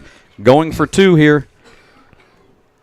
Missed out on it last time. See if we can convert this time. Triton can run that. I think, well, he throws it to the back, and that's that picked off. Picked off in the end zone. It was going towards Whitworth. And the Warriors now lead 12-0 with 4:31 to go, but really like the pass play there. We had 2 receivers behind him, actually, there. Yeah, he was wide open. So whatever pattern he was running, they saw that was going to work in something to this week. I was going through the scouting report, and that was one of the things we don't talk about enough, is how much time these head coaches and assistant coaches put into preparation for a game. It doesn't just roll out here and play on a Friday night. Sometimes we think, oh, well, they're just out there practicing and working on their stuff. But they're watching film and breaking stuff down. They'll stay in there after tonight and watch this game, go back and watch this game, and then on Sunday they'll come back in and start preparing for the next opponent. So good job by them. And as you mentioned, and some other people that work hard there on your screen, bottom of your screen, are the cheerleaders. Yeah, we'll get to them in a minute. Yeah, we definitely you'll get to them, but they are definitely got to mention them tonight. Well, they've got various layers of, due to the rain, of attire to deal with both the wind, the rain. We went from summer to late fall in about 6 hours. Yeah, we did. I thought you were going to say in like a couple of days, but no, it was a. Corbin Price kicking off, 4:31 to go in the first half here at Paul L. Parker Field. That's a little shorter line drive. This time he's going to let him field it. Owen Long coming flying in there, and he gets by several and almost goes all the way before he's tripped up by Corbin Price. Who was that? 27. That was a nice run back for them. Nice hard run by Evan Snyder. Yeah, I think Mason Davis got a little bit of an ankle injury there. He's hobbling off, but he's a tough kid, so let Tony see. Well, if anybody can take care of him, Tony will get him. Well, there you go. Got to mention Tony Cox. That's my guy. He was swift to get in there. He was. He was ready to go. I'll tape him up and don't have any dirt to rub on it, but rubber pellets or something. Here's Cole Cheatham for Union County Patriots. They're 1st and 10. Right at the 50. And he is going kind of caught and brought down by number 76, Luke Powers. And that's a good thing because he had some room to run if he got past Luke. That would be 2nd and 9. Going to be 4 minutes to go in this first half. As you see there on the Star Financial scoreboard, the Warriors have all 3 of their timeouts. I thought we took one. Did we not take one? I'm not sure. I don't know. I wasn't sure who took that second one. Well, they're rolling out the pass here. He's going to throw that one up, and he's open. Up, and it's intercepted, I believe. That is going to be Triton Blevins. Let's see if he comes out. Yep, they've signaled Triton Blevins with the interception. And the Warriors will take it over. Triton throws a touchdown and makes an interception. Yeah, you like it? Yeah. Let's see if we go aggressively here, if we just kind of chew out the clock. If I know Coach Hansen like I think I do, he's going to go for it. Some analysis right there. It was deep. Dynamite drop in, Coach. Well, 2 turnovers. Good. Both of them have gone our You way. like to see that. And you see the old ball coach down there. He's Yep. moving down the bottom of your screen. He's got to be happy with his defense. He's down there taking a break. He's not on call right now. Triton's got it. Let's see if we give this to Brock. Nope, we're going to pass. That's Now that Triton's fake going to play keep again. it. He's got room. He's down the sideline. He's got one man to beat. Uh-oh. He could. He's across, and nobody's going to catch him. He's at the 20, the 10, and that is a huge touchdown. Hit the lights. Triton Blevins. The interception turns right around, gets the score, Coach. I'll tell you what, you definitely lead us in rushing at this point. Yes. That was a great run. That play, it was worked. We've tried it 3 times. It's worked 3 times. It has worked 3 times. And we will go for 2 again. I think we're going to keep trying this. Yeah, well, excuse me. It's about the only thing that hasn't gone for us tonight is these 2-point conversions. So see if we can roll one in here. And, you know, that one, that was slow to develop right out of the get-go. Yeah, it looked like he was dropping a pass. Good, really got him to bite on it.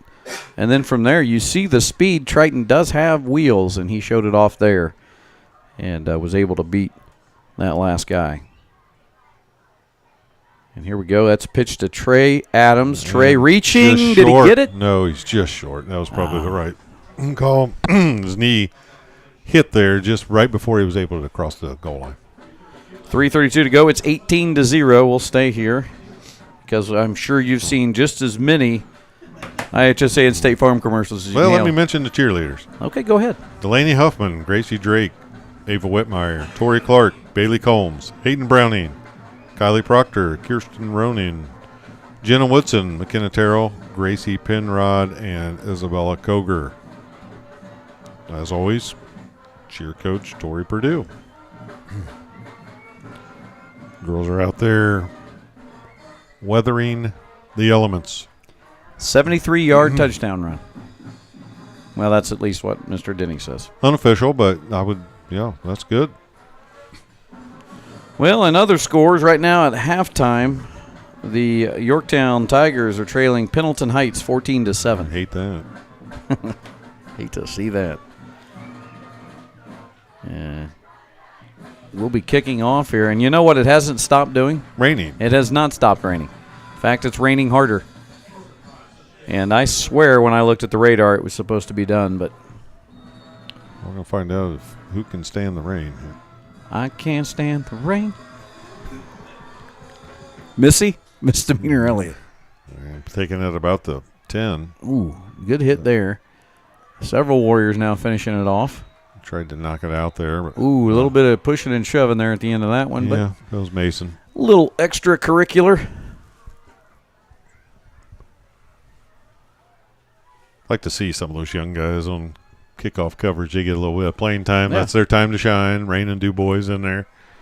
And, we don't get to say those guys' name very often, but they get getting a little bit more time tonight because we're kicked off a few more times. So let's see what they decide to do if they stay conservative here. Well, it didn't. When they weren't conservative, it didn't work out for them.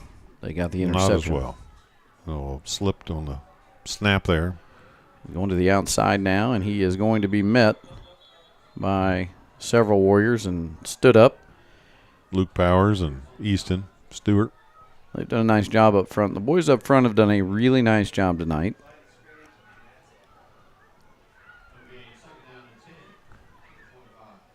It's 3 minutes remaining in your first half. Coach, what do we have at halftime again?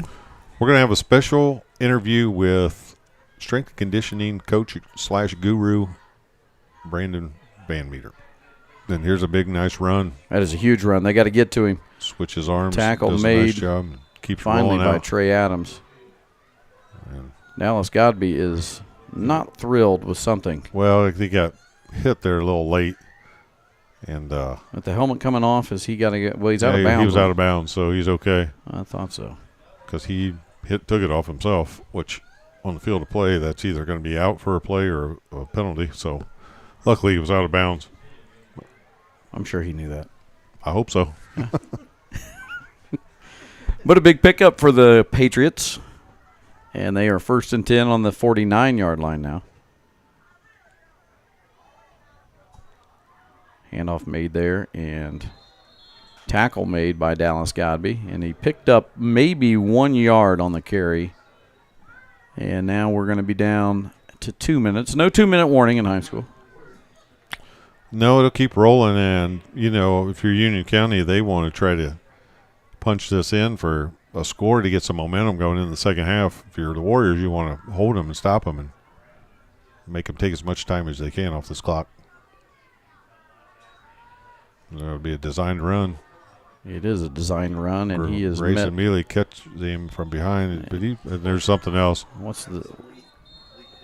That had to be a late hit on them, wasn't it? We'll see. I think so. I think they hit. Was it Abdullah that went flying? Somebody went flying over the pile. Yeah, it's going to be against them. And tackle made by Grayson Mealy, but someone once they made the tackle, I saw somebody just get chucked over the top. Frustrating for them because if you're the coach, because they make a nice play, and then they're going to negate that whole thing with the white hats telling him, "Hey, we're going this way," but whoa, wait a minute, what are we doing? What are we doing? Wait a minute, we're talking. What are we doing? Okay, I should start here. Okay, 1, Listen, a 2, a 3. Whoa. This one is not on the way yet. He knows what's going on. He's trying to figure out why. Wow. He didn't step that off. He just jogged it off. I mean, he didn't even take the steps. He knew it. He's been doing it. He's been around a while. I saw him down on the field. You think? Yeah. He's been. They were wearing leather helmets. Well, yeah. What in the world was that? Well, he knew how to run that baby off. He and Red Grange played together, and well, that's the way they used to do it. 3rd and 16. They're good on 3rd and long. They usually convert. Finally made their tackle. That's Brock Nauman and Noah Mullins on the carry for them. Jonah Whitworth finally makes the tackle. Looks like Wes-Del called. No, they called their last timeout, so we were wrong somewhere on one of our timeouts. That's all right. So we have 2 remaining. We can just take another one off of us. Yeah. That was my fault, probably. I'm going to say it was. Yeah. Well, again, I'm not going to belabor a vaping commercial, so we'll stay with you. But by the way, let's clear the air and don't vape. No, you don't want to do that. Kids, don't do it. Why would you? Save your money. Go down and get some breadsticks. That's a good call. Do you remember when Village Pantry had those real big breadsticks? Yeah, I don't know if that was everywhere, but where we grew up, I mean, they were the size of your arm. Yeah. They were. I think you could get 3 or 5. How many ever they could get in a package? They barely could get 3 in there. Right there on the corner of 3 and, what is that? Water? No, Washington. Water? I don't know. The old Village Pantry. And they were so garlicky, you could taste it for a week. Great cheese, too. It was good cheese. It was good.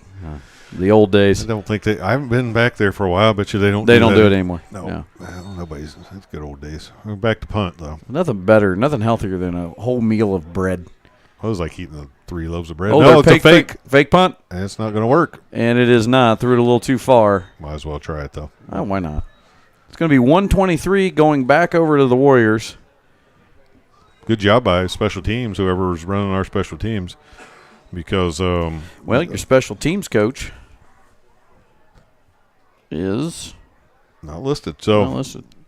I'm gonna give that to Eric Harlan. Whoever's covering that, they were not fooled. We had someone go right with them. If I'm wrong, which I may be, we'll just give it to Eric. Yeah, we'll let Eric have it. Former quarterback of the Warriors. That's right. And so let's see what we do. I think a minute 23 left. We might be pretty conservative here. I wouldn't think we'd try to. It'll probably depend on what we pick up on this first down, how aggressive we stay. And we are going to go back to pass. And he's wide open. Abdullah-Mir, and you can put it on the board and hit the lights. Abdullah-Mir from Blevins. That was a nice catch by Dooley because that was a little out there that he had to he had to reach for. You see it on the replay. He had to reach out and extend. Remember some of those things we were saying early in the year about running the whole pattern out? He did it right there. He ran the pattern and not wait for the ball. So you run the pattern, then you know where to throw it. And good job by both of them there in the connection. So we are 0 for 3 on 2-point conversions. If you're Corbin, do you go over and say, hey, why don't you let me kick it? I mean, if I'm Corbin, I go over and go, hey, I'm not trying to say anything. I have a lot of faith in my guys, but can I get a chance to kick right here just one time? I think we're going to convert. This one's going quarterback keeper. Yeah, it is. You're right. And boom. He's in. He's in, and they convert, and it's going to be 26-0 with 1:16 to go, and we'll stay with you. We're getting ready for halftime. Again, Coach, I mentioned he's going to talk to our strength conditioning coach, Brandon Van Mater, who has a big competition tomorrow, strongman competition here in Muncie, and he'll be pulling buses or trucks or bending. I think he's bending bars over his head. Yeah. I think he's doing that. He's throwing Atlas stones over a 20-foot wall. None of this is true, but he will tell you what he is doing. He does. I do think he has to. One of them is lifting like different weighted logs or something like that. I think he has to. If I remember correctly, he does have to pull a car or a bus. He has to pull something. But if I remember correctly, at one point they go to a body of water and he has to run on the log. No, that's a different competition. Oh. No, that's a different. That's not it. That's next week, and that's Stafford. Stafford. Well, a lot of people don't know he is a lumberjack. He's a trained lumberjack competitor. He does have an orchard, so he has probably cut a tree down or two. Well, he cannot tell a lie. No, that's not true. He may have ever spent. Well, I had a request. My brother did request that we bring Stafford up and put him on the air, and I think everyone that's ever heard Stafford, he was on last week during halftime, would say, let's not do that. Yeah. A lot of ums and a lot of it's funny, he kind of clams up when he's on the mic. Ooh, they kind of muffed that a little bit. Picked up at the 7-yard line. And he is still up. Still going. And but we finally get him there. Back to the 20, but I would imagine with no timeouts left, you'll see them do some pretty conservative running here.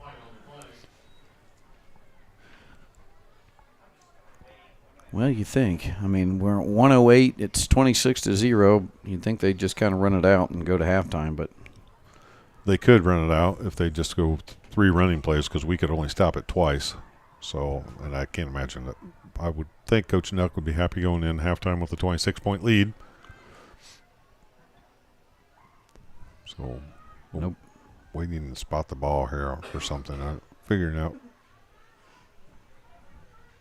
where to put it. This guy's trying to sneak off with it. Personal foul. They got a personal foul on Union County. Oh, yeah. Half the distance. You hate to see that, but we've been there. Those guys are frustrated. And what this will do is really probably put them in a conservative mode. Well, you would think.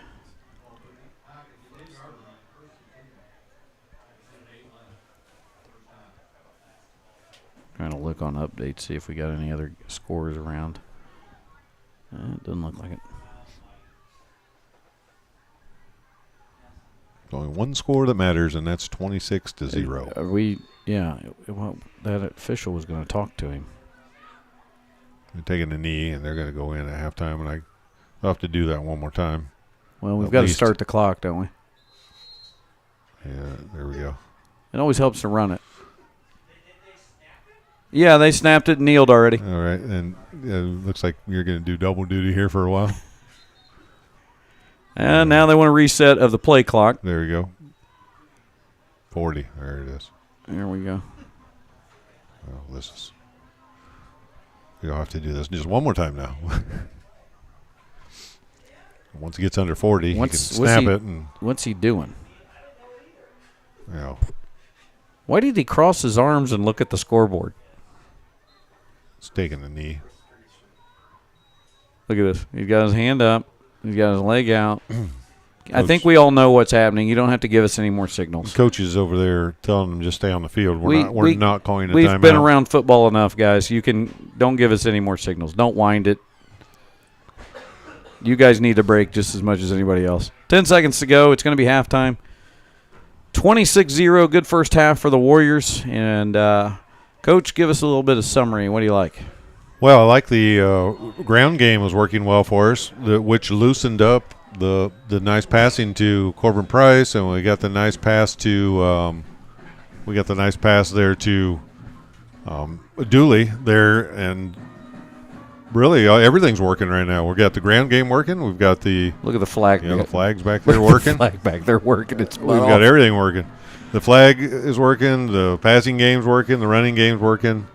Yeah, the only thing that we've struggled with all night is their 2-point conversions. But other than that, tonight has been a good night so far. So, there's the flag, and it's hanging on. We lost a little bit, but hey, that's the American flag for you. It's still hanging on. It's hanging on. It'll stay up there. Old Glory. Old Glory. She'll fly. Well, there you go. It's 26-0 at halftime, and your halftime entertainment is Coach sitting down with Coach Van Mater for an extended interview talking about our strength conditioning program, and that's the only interview you have. That's it. That's more than enough, and it's a good one. It's a good one. It'll give you a good insight of what's going on with Coach Van Meter this weekend, and a little bit about our strength and conditioning program. And if you don't have your kids involved in our strength conditioning and they're an athlete, they need to be involved. Find a way to work that into their schedule. But we can hit more on that later. But yeah, enjoy this interview with Coach Van Meter and enjoy him talking a little bit about his journey and what he's got going on and everything he's got going on this weekend. Just play it. Welcome to the Wes-Del Sports Network halftime show. I'm here with strength and conditioning coach Brandon Van Meter. Coach, welcome to the show. Thank you. Glad to be here. We are very blessed to have you as part of our sports program. So why don't you tell us a little bit maybe about your background and what got you here maybe to Wes-Del? Yeah, so grew up playing sports. I don't hold it against me. Went to Wapani, played baseball there. Was fortunate enough to go on to play 4 years of college baseball. And the big thing I would say that led me to do that was my just ability to work not only on baseball field but in the weight room. Started working out my freshman year, and honestly, by the time I was a sophomore or junior, our person that was in charge of that told me that there's a career that you could be the guy that coaches in the weight room, and I had no other options from there really. As soon as I heard that was number one. So went to Huntington University, played baseball there, got my degree in exercise science, and then went on to Ball State for my master's degree in sport performance. Got to work with multiple of the teams there at Ball State, and then worked in a private facility after that in Dayton, where we were mostly with youth and high school athletes, some college kids. And then once I came back home, it was not too long before Mr. Mealy got a hold of me and talked about how he was wanting to do things a little bigger around here and wanted to start up a strength conditioning program and wanted me to do it.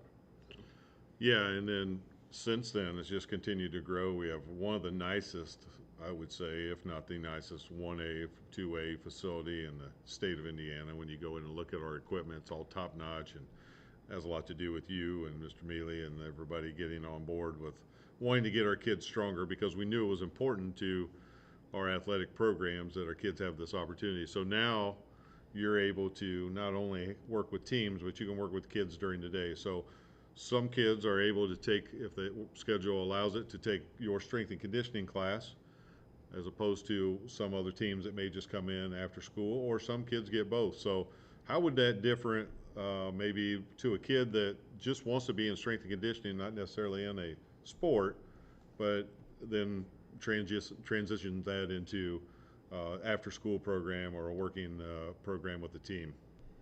Yeah, so all my classes, I have 5 classes this year, and honestly a majority of the kids in there at least play one sport, if not multiple sports. I've told people multiple times the after school or even summer program is typically more of my favorite time to do it, because I'm not giving a student a grade for a class. I actually get to be more of a coach instead of a teacher. Either way, it's still great opportunities for them. But typically with class time that we're allotted, I mean, by the time we give them time to dress and then have to give them time afterwards to shower and dress, I'm only given about 25, maybe 30 minutes if we're lucky, that they can actually get work in. So typically our classroom workouts involve some kind of main movement, be your squat, your bench press, deadlifts, cleans, whatever it may be, and then a few accessories based off of what that main movement is, versus after school when all the football guys come in or all the volleyball girls come in, they're doing a workout as a team together, that I don't really like the term sport specific, but movement wise for what they're doing is geared towards helping them do better on the court or on the field.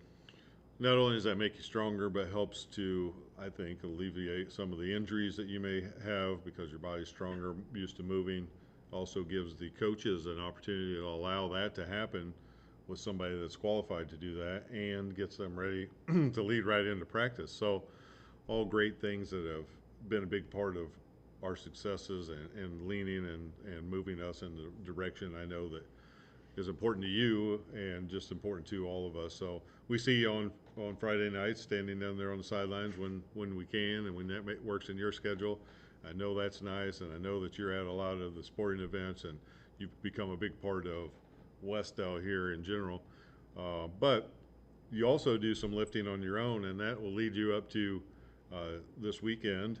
Tomorrow you have your own weightlifting competition that I know you have been gearing up for. Not only are you lifting a lot, but you had to cut down some weight. So tell us a little bit about your strongman competition coming up tomorrow. Yeah, so we'll be competing here in Muncie. It's a guy that I know that puts it on. He's done it the past, I think, 3 years. I, unfortunately, when I'm not prepping for a competition, tend to let myself go diet-wise a little bit. So, Me too. Yeah. That's one that says even someone that works in the fitness industry can let themselves go. We're all human beings here. But since the beginning of school, I pretty well started my quote-unquote diet there. So far up to this point, I have cut about 20 pounds. I got about 2 pounds to go to make weight for my weight class. But come tomorrow morning, I will be doing 5 events, and all of them are a certain weight or a max weight. So I'll have a max deadlift that is with what's called an axle bar. So it's rather than a normal barbell, it's a fatter grip, a little harder to hold on to.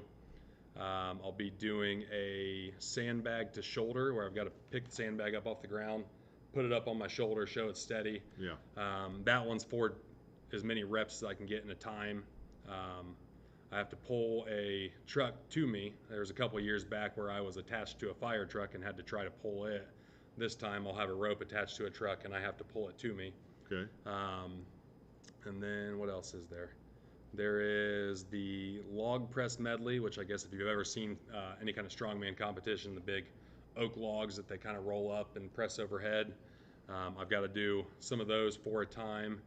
And then the last one is what's called a Zercher yoke carry. So once again, if you're familiar with any strongman or have ever watched the old ESPN2 reruns where they've got the big carrying the refrigerators and having to carry it for a distance, similar to that, not nearly as heavy, but I've got to actually carry it in my arms and my elbows as opposed to being on my back.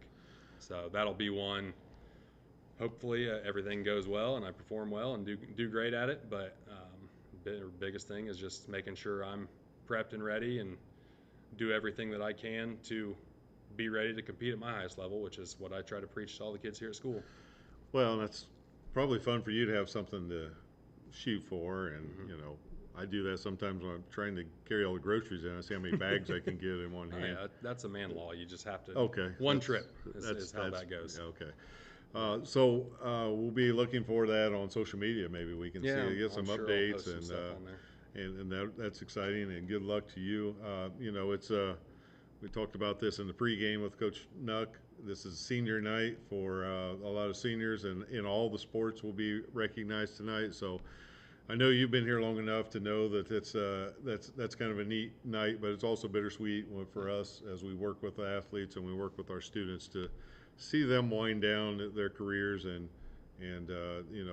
knowing that you've been a big part of that too. I'm sure that those kind of nights are special for you too. Yeah, absolutely. Honestly, this senior group, they would have been 8th graders when I first started working here. But the way it panned out was my first year here, I helped out in the 8th grade PE class with these kids. And so I got so many of them each day in the weight room with me. So I basically got to kind of see their start of their weightlifting, and then obviously they had to take PE with you as a freshman, but then when they were able to take my class, a bunch of them I've had from sophomores up to now. And from there, it's one of those I kind of have to tell myself one day at a time that it's baby steps, and Rome wasn't built in a day, but I can truly see that growth of a lot of our students and our athletes over that span of the 4 or 5 years that I've been with them. Well, I know I speak for everybody. We're so lucky to have you here, and we really appreciate everything you do for Wes-Del and for Wes-Del Athletics. Keep up the good work. Keep pushing these ladies and gentlemen to the levels that maybe they don't even know they can get to, and we'll keep seeing what we can do. It's panned out. I know we can really see the difference in a lot of the guys on the football field. Volleyball teams showing a lot of success too. So congratulations to that. That means you're doing a great job with that, and thanks for being our guest. And good luck tomorrow in your strongman competition. Thank you very much. I appreciate it.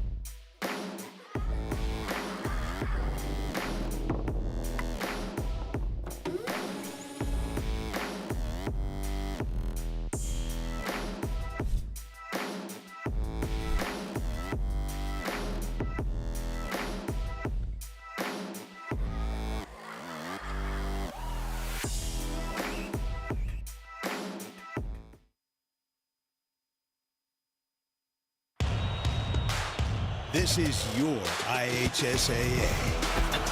This is your state. This is your high school. This is your athletic association. Fans, I'm IHSA Commissioner Paul Knighty, and we're here to make sure that all of this remains yours. This is your state. This is your community. This is your IHSAA.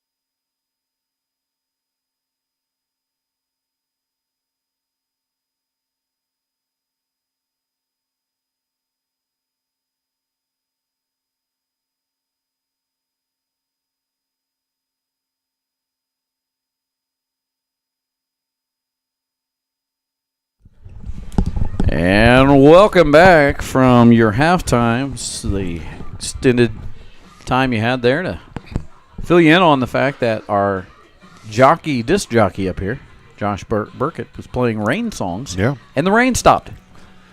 That's all we needed. We would have done that a long time ago. As soon as he started playing still little windy? Raindrops Keep Falling on Your Head by the great B.J. Thomas, it quit. And that's all we needed. Still windy, but not raining. But we talked to Coach, a couple of the coaches, Coach Tyler Rector, and he made a good point.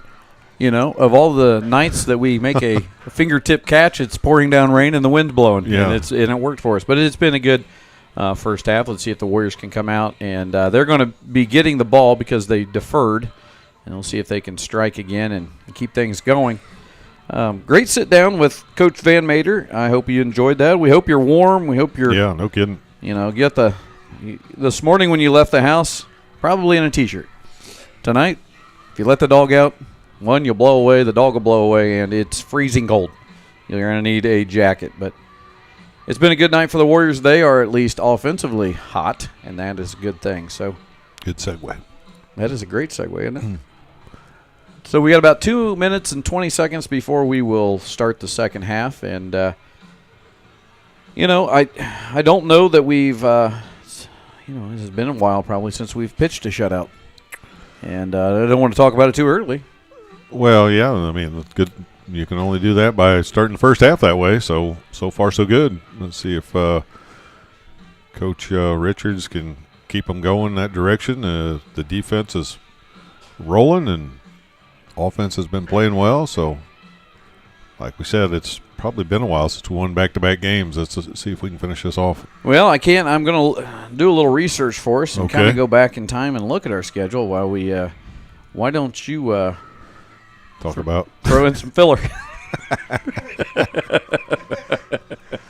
Union County is the Patriots, if you didn't know that.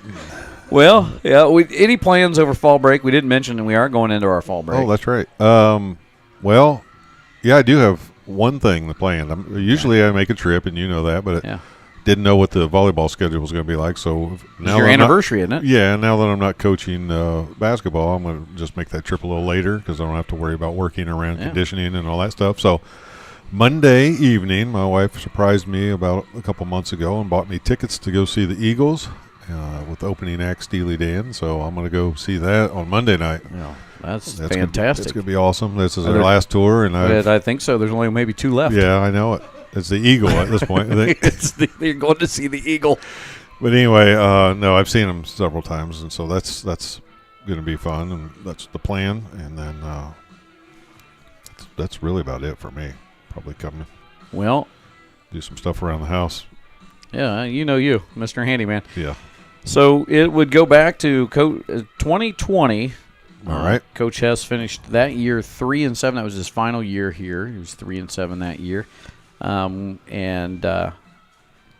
to 3. So it's not that deep that we would go back to 3 wins, but it was 1 win last year and no wins in the 21 season. So you'd love to see this win, and then you'd love to take that going on the road to Cambridge City Lincoln. Another game that they took Union County to overtime. So. And Cambridge City was able to get the win. So on the road's a different kind of battle, but it'd be nice to end this game, finish this one off, and then get another win with Cambridge City. And they have they're at Winchester tonight, and I'm not even sure they were able to get that game in. So we'll see. But anyway, we'll be rolling down to Cambridge City, Lincoln. Yep, this is we'll take this show on the road one more time, hopefully, and hopefully after the draw. We'll be back at Paul L. Parker, a finer facility in northwest Delaware County. I don't know what the rule is for football. We'd have to ask executive producer if we're allowed to do the sectional games for football. I know we can for volleyball. And he's shaking his head yes. Are you doing them for volleyball? I am doing I'm going to do the Wes-Del games. I have to do the PA announcing. Yeah, I'm not going to do the rest of the games, but I will do the Wes-Del games. I think we'll carry the games, but they will not be broadcast. They will be. You have to pay, don't you? No, you don't. Oh, that's the new thing, and that's what I was saying. We can do that for sectional too. So on the IHSA for football. So you'll be looking for those on the IHSA Champions Network. That's Here we go, kicking off. They'll be excited to have us. the Warriors will be receiving, and that is Corbin Price getting it. Trying to get through, and he is met there about the 36-yard line where the Warriors will take over. And we'll see what we bring out of the halftime. See if they were able to talk about anything they saw that they liked and take advantage of that. That's what both coaches were probably doing, talking about adjustments and things that they could do a little bit different. You know what, Coach, at having a halftime, I can tell you this. A lot of people decided to go watch the Wes-Del Sports Network because it was cold and there's less people in the stands. Yeah, yes, they did. We're happy to bring it to you. Yep, we'll bring you the rest of the game. Just stay with us. Brock Nauman right up the middle and a pickup of 5. Terrible spot. Should be 6. But,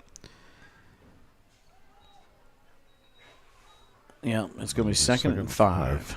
So a good chunk. If you can pick up 5 yards on every play, you're moving the ball right down the field. I like it.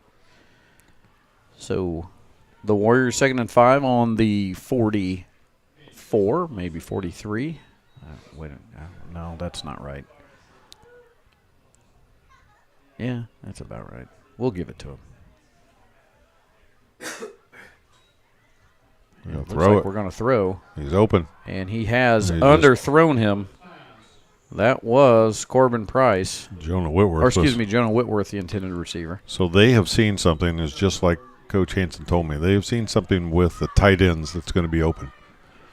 And both of those guys were open on that play. Yeah, and you know what I would say is come back to the huddle and tell Triton, hey, just throw it out there. Put a little loft under it. Put some air in it and let them run under it because they're getting behind everybody. Yep. So it's going to be 3rd down and 5. We'll see here. I would assume we'll be seeing a run play. Maybe see that quarterback keeper that worked really well, especially here to our bottom of the screen. Trey Adams in motion. This is Brock. This is Brock, and he is tripped up, and that is that's a good stop for Union County coming out of that halftime. Not a great offensive possession for us, but let's see what they decide to do. If Coach stays aggressive here at this point of the field. I think we are because we haven't put anybody – we haven't made a different decision. And they're pulling Triton off here, so it looks like Corbin will go back and punt. No, they're putting Triton. They just told him to play, Coach. Okay, my bad. Jump the gun. We're going to have to get up to the line and make the play, though. We're almost at 10 on the play clock, and it looks like we've got time here. So we're going to go for it. Going to be 4th aggressive. and 5, and we're going to be very aggressive here early. And he throws out to Dooley. Dooley's got it. Let's see if he can pick it up, and he will not. He is going to be short. Let's see what they spot it. I don't think he got it either. Spotted short, I believe. Yeah, and that's the right spot. I thought he was short of the line to gain. Where are they at? They're trying to eyeball it. They're going to let the Whitehead eyeball it. And what are they doing? We'll see if they have to measure. But what do we do? Just measure. Yep, there we go. Hey, there we go. He hates to do it. But I wouldn't say that you guys can't see that, but I saw a long run all the way across for these guys. We saw the chain gang at halftime. Yeah, they were freezing. They were cold. They came all the way up here. You want to talk about being over there on that side and getting that full wind blown in their face? Yeah, I don't think the people over there at Union County are actually using those umbrellas as water deflector. They're wind deflectors. Slowed down a little, but it's still blowing. It's still a blowing. Grayson's trying to give him a point like this is something else. And we got it. that is due to a spot.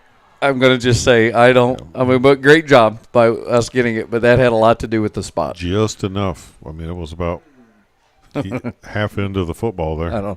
I don't know. And these guys are ultra serious. That's what I heard. Yeah, the officials. That's what we heard. Ultra serious. They really bring it like they are. Ball State News here covering the game. What are we doing? Look at now. What's the Whitehound done? What are we doing? Waiting to get everybody set. Yeah, there we go. Happy to see them here covering the games. We always appreciate any coverage we get. Well, the White Hat graduated in the first class at Ball State. 10-18. Teachers College. Yeah, the old Teachers College. 1st and 10 for Wes-Del. Back to pass again. Wide open is Jonah. And he's got wide open. And that is caught by Jonah Whitworth, and it is a big pass play to the tight end, and he's across the 20-yard line. Great play, and that's a probably the biggest reception that Jonas had all year. Yeah, it was. He got behind him again. That was the same play they tried a little bit earlier, and worked again. That time Triton got that air under it like we had said, and it worked. First down for the Warriors. Cheerleaders are a little bit more audible. I want to give 5 students credit. They've hung on. We're down to 5 in the student section. That's how windy and cold it's gotten.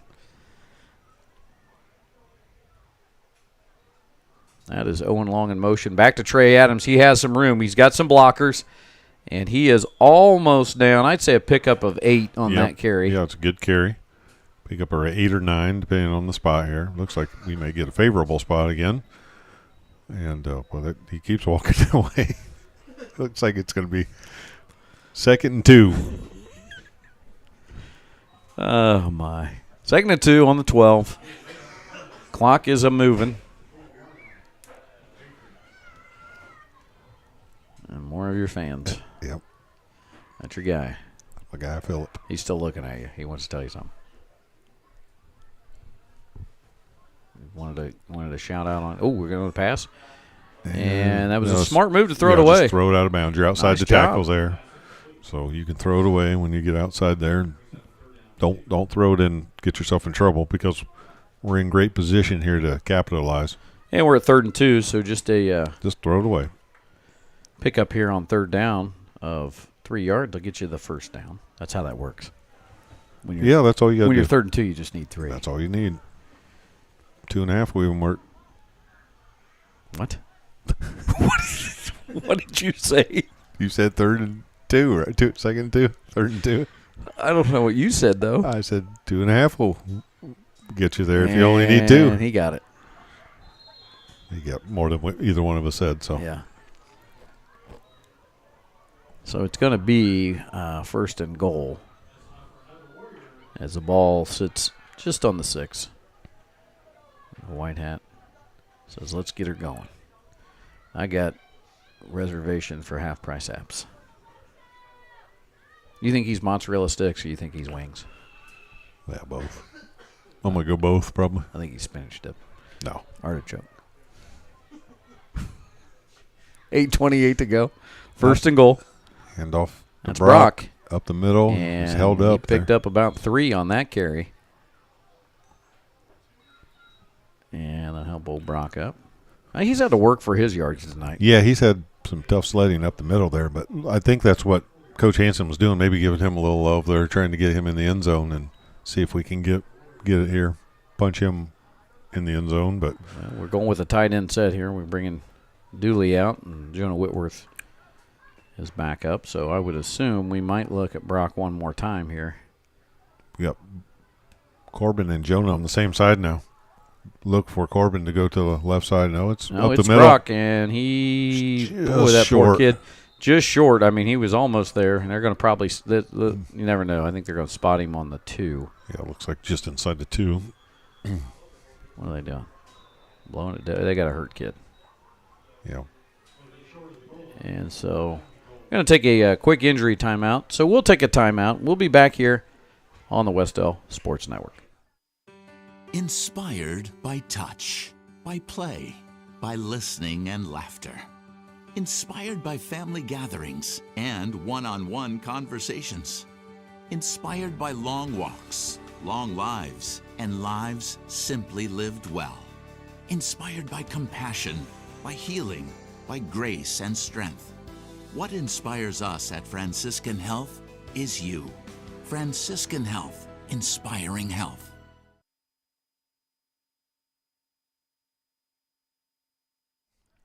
And a beautiful new ad from Franciscan Health, Coach. And that leads us right into our corporate sponsors. Great segue. Yeah. To our corporate Who we got here? sponsors. We've got the Van Mater Reed Realty team. They're the better team in realty in Delaware County. Go buy a house. Do yourself a favor. Buy yourself a house this weekend. Would you do it? And if you need that house, you're going to need a loan. I'd probably go see Trent Dowling at Star Financial Bank.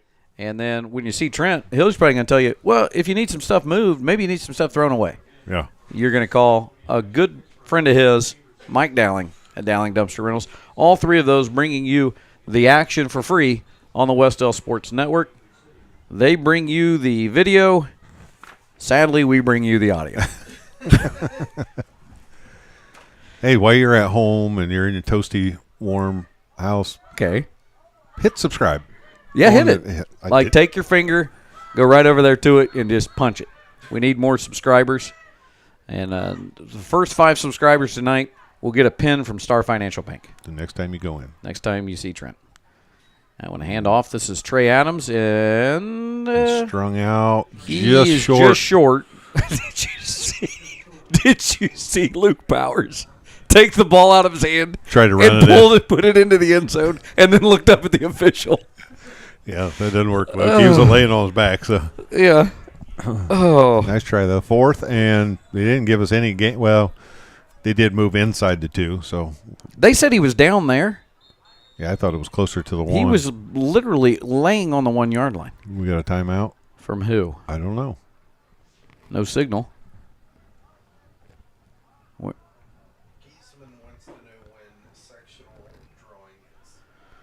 Sunday is the football sectional draw. The Goose. Ed Giesman wanted to know. Yep. I guarantee he's knee-deep in a pot of chili right now. Knee-deep. I've heard elbows deep, but knee-deep is deep. No, that is deep. When Ed makes a pot of chili, he's it's in a it. pot of chili. He is in it. He made us chili last week. It was good. It was very good. Made 2 different kinds. He made it a little spicier, and I enjoyed that spicier. Yep. And I don't know. We never did get a signal exactly when it was. I don't know. I will tell you this: the wind's back up. Look at that flag. It's back. That's barely a flag at this point. Yeah, it's wrapped around so many times. I think I'm going to give the cheerleaders a lot of credit for doing what they do and standing out here. It's different when you play and you can move and you're not as cold, but when you just stand out there on the track and freeze, it's rough. So here we go, 4th and goal. Are we running Eli Watt? We are. Are we running Eli Watt on senior night? They gave it to him. Push him. Oh, they tried it. They tried it. Oh, although we thought he fumbled, but Eli would have been best served to run it right up the middle. Straight up the middle. I think. That's a good try there. But I do like the idea of trying to get the ball to your senior. Remind me of Refrigerator Perry. Yeah. Well, I saw him standing back there. I said, "My goodness, I think we're going to give Eli a chance here," and that was kind of neat. He's only got one shoe. He lost his shoe. He comes out of there with only one shoe. He gave it his all, folks, and he is laughing about it. He gave it his all. Yeah. And the crowd gives him a nice round of applause, and Tony Cox will help him put his shoe on. I don't think he will, but. And here comes Union County and tackled there immediately. And that is Brock. And I'm trying to see who else. Yeah, he is going to help him. Yeah. Brock and Dallas Godby, I believe, on that tackle. Pickup of 1. 2nd and 9. Well, that was something I didn't think we were going to say tonight. I wanted him to get in pretty bad, though. Yeah, he did too. 2nd and 9. 6:22 to go. And it will be Union County trying to get out of buried back in their own end zone. And another hand up the middle. Another hand up, yep. 72, Easton Stewart. Easton Stewart in on the tackle. Nice job. And that will be no gain, maybe? That looks like no gain. 3rd and 9. Yep, it's going to move up barely, but not enough to even change it. Still be 3rd and 9, like you said. I know that there aren't a ton of people left because of the weather, but this place would have erupted if Eli would have scored. Yeah. Yeah. There's still a chance. Not ruling it out. That's a loss. Close to a safety there. Really close to a safety. Easton again. Look at the spot. Look at the white hat spot. Look at the spot the inline guy is doing. That's where he blew the whistle, I guess.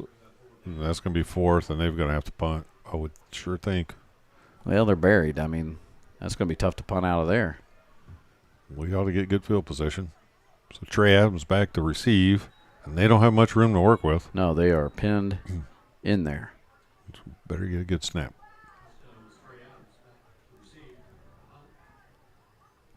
This is good for Trey. This could be. That's a quick. That's a nice punt. That's a good punt, making Trey go back a little bit. This could pick it up, Trey. Yeah. Nah, he's going to let that baby run right out at the 50. And that's a flag for some reason. I think he's got. Why would there be a flag on a punt? A sideline warning, maybe? No, don't do that. Let's see what they call here. Don't do that. You know what he did? He threw his flag thinking it was a kickoff situation, and it was a punt. Let's see what he says here. He's going to give them a. Oh, come on. Yep, you're exactly right on that. He made a mistake, and he just should have picked up the flag, and then he decided to make a sideline warning. That's terrible. Yeah, he caught himself. Oopsie, that was a punt. So anyway, just pick up the flag. Don't. All you got to do is put it over your head and wave it. Instead, he tells Union County, who has all of about 9 kids on the sideline, it's a sideline warning. That's terrible. All right, anyway, we got it 1st and 10, ball on the 46.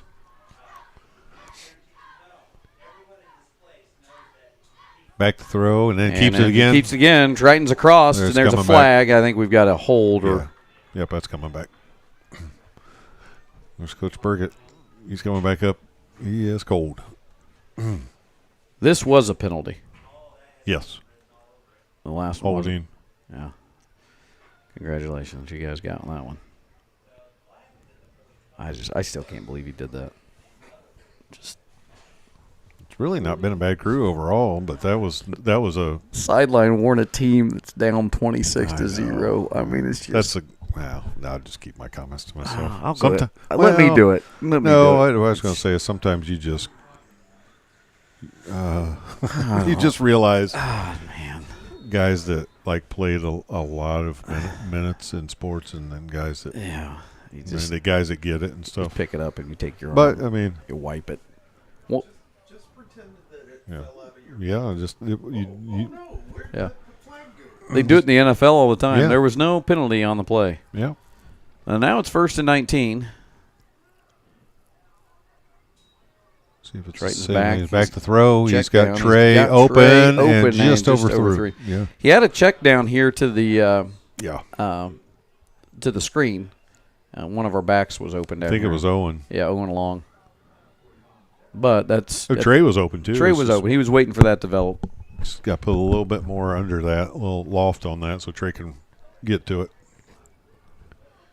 2nd and 19, 4:15, and ball's on the 45. And your reset right there on your scoreboard. Warriors lead 26-0 here in the 3rd.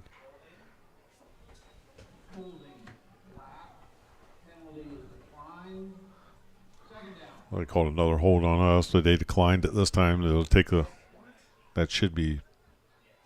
You can't decline a hold, can you? You can, but I thought that would have made it 3rd down, but maybe that was okay. Well, anyway. But yeah, well then how? It should have been a loss of down. You take the play. I don't know. Maybe I just didn't think you could decline a hold. There's that play. He's got room. Play. He got a couple guys to beat. Gets tripped up. There at the end by number 51. Yeah, that's Gunnar Dishman. He called his name a few times tonight.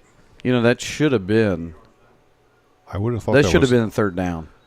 Yeah, I thought maybe I was confused on what down it was, but maybe I'm wrong. Maybe we could be, but I just think it's interesting that anyone would first of all decline. Well, if you're going to decline it, then secondly, if you make a holding penalty, why would you have the option to decline it? Most of the time, you'd want to take it. I mean, I think it would just be an automatic penalty. I don't know. I'm losing sanity here. Here's Triton's rolling out, trying to find somebody. Now I'm just short of Trey. We're going to be down to 4th down. I see if we send the punt unit on. And it's a long way to go. And we are sending the punt unit out. There comes Zach Reno and Mason, a couple of the other guys. I'll take Corbin back to punt.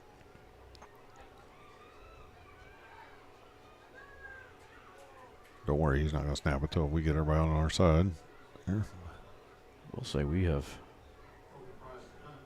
been fairly nice here in the third quarter. Leading 26-0. That's a high. Nice kick. Fly ball. Fair catch made in almost.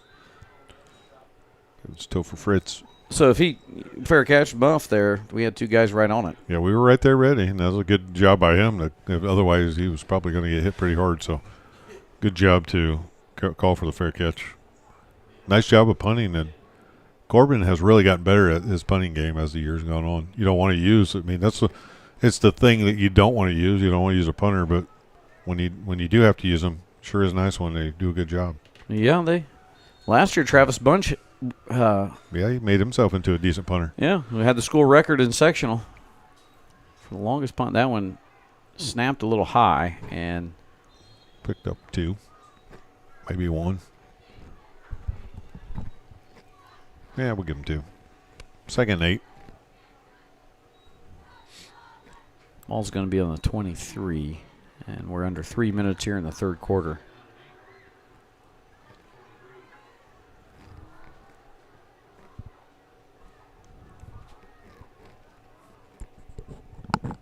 Wind's blowing again.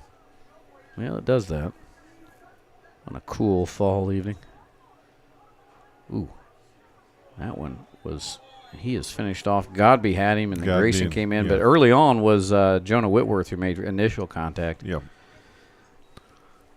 And that is going to be third, and they lost probably everything that gains. It's going to be 3rd and 10. Yep. Doing a better job of plugging those holes up and not fooling us anymore. Kind of after that pass play that was complete the first half, they really haven't shown that they're able to throw it on us. So we're doing a better job of plugging these running holes up. Let's see if we can do it again here on 3rd and long. That is going to be a handoff. A handoff and there. We didn't this time. I talked us right out of it. Yeah, and they just picked up a first down, I believe. So it's going to depend on the spot. But well, sure looks the like way he's laying it. He was way over it. He was see over where it. they spot it. He doesn't look like he's feeling too good either. Yeah, we got 2 guys down. We got slow. Triton, and that's a first down. Yeah, I knew they would do that. Triton is grimacing. He's up, though. He's going to go. Number 3 for them that carried it, Topher Fritz. He's got himself he's having a little bit of a Fritz over there. Yep. They call it, what do we got, injury timeout? Yep. Well, it's time to learn about vaping. We'll be back here on the Wes-Del Sports Network. Or not vaping. When I'm not racing at the track, I do like to take things a little bit slower. But even with my foot off the gas, I'm still driven to save lives. So if you're like me and you like hunting and fishing, you could do something to save lives too. Just say yes to being an organ donor when you get your hunting or fishing license online, or when you renew your Indiana driver's license. Join the 4 million Hoosiers who have signed up to save lives. Here, fishy, fishy, fishy.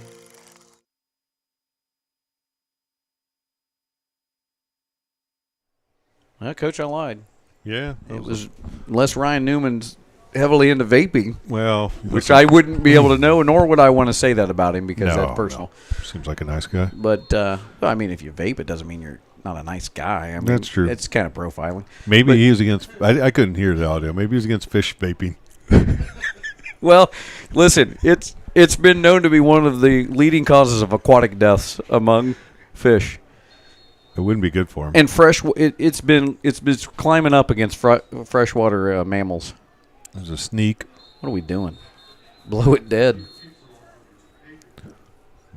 Looks like we'll see where they spot it. Well, you wouldn't know because they just stood there and hugged each other for 5 minutes before they blew the whistle.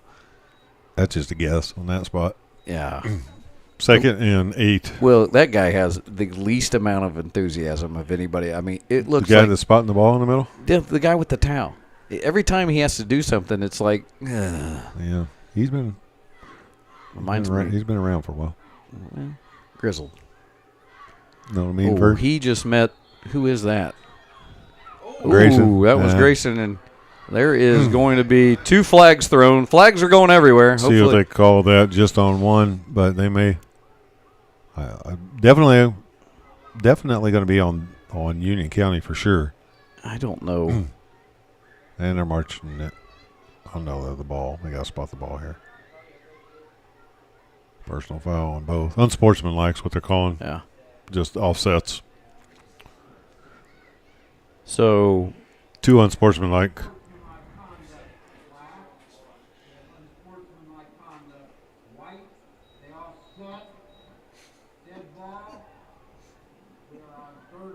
You know what offset penalties are? They're like double fouls in basketball. Yeah, it's a cop out. Yep. You weren't going to get a double. Oh, look, he's got his flags for him. I like this kid. Yeah. I like this kid already. Hey, here you go. There you go, sir. There's your flag. There's your flags. He threw 2 of them. And those aren't his flags. Those are his buddy's flags. There, he threw them over to him. I was going to say. Here, take this, buddy. Next time he has to call an offsetting penalty, he won't have 2 flags to throw. He needs to throw 2 of them. It's like the old Wild West. So, was the penalty? I don't even know. Was the penalty on Grayson for? Yeah, I think so. For like unnecessary roughness after the whistle. I mean, he didn't take him down. He just. I think there's just some hitting going on. These guys. Yeah, Jonah's got him. Oh. He'd have been better served just go out of bounds right there, but he took a I hit was from thinking the Brock. same thing. 37 seconds here. It's going to bring up 4th and 8. 55 is limping off. Yeah, They've we've been in that year before, a Yeah. little bit last year, where you just don't have guys to give anybody else a break, and you're working at both sides of the line just getting beat up. We have some guys still doing that, playing line on both sides and taking a beating. This is an odd formation. Not really. Oh, that one guy was turned completely sideways. That is Trey going is to be gonna Trey, go. and he doesn't have any blockers whatsoever. Nor does he have his mouthpiece in. Tell his mom. What happened to our blocking? Did they think he was going to fair catch, or did we just give up? Maybe they were covering the fake punt again. I don't know. I don't know what happened there. But we'll take over, and it's the end of the third quarter. Warriors or Patriots scored that quarter. Nope. It is 12 minutes to go in this one. We'll be back with you on the Wes-Del Sports Network. Hey, Indiana. Let's clear the air about vaping. Glue, rat poison, paint. We all know these products contain poisons like formaldehyde, arsenic, and lead. And these are just a few of the chemicals you'll find in e-cigarette vapor. Let's clear the air, Indiana. Don't puff this stuff.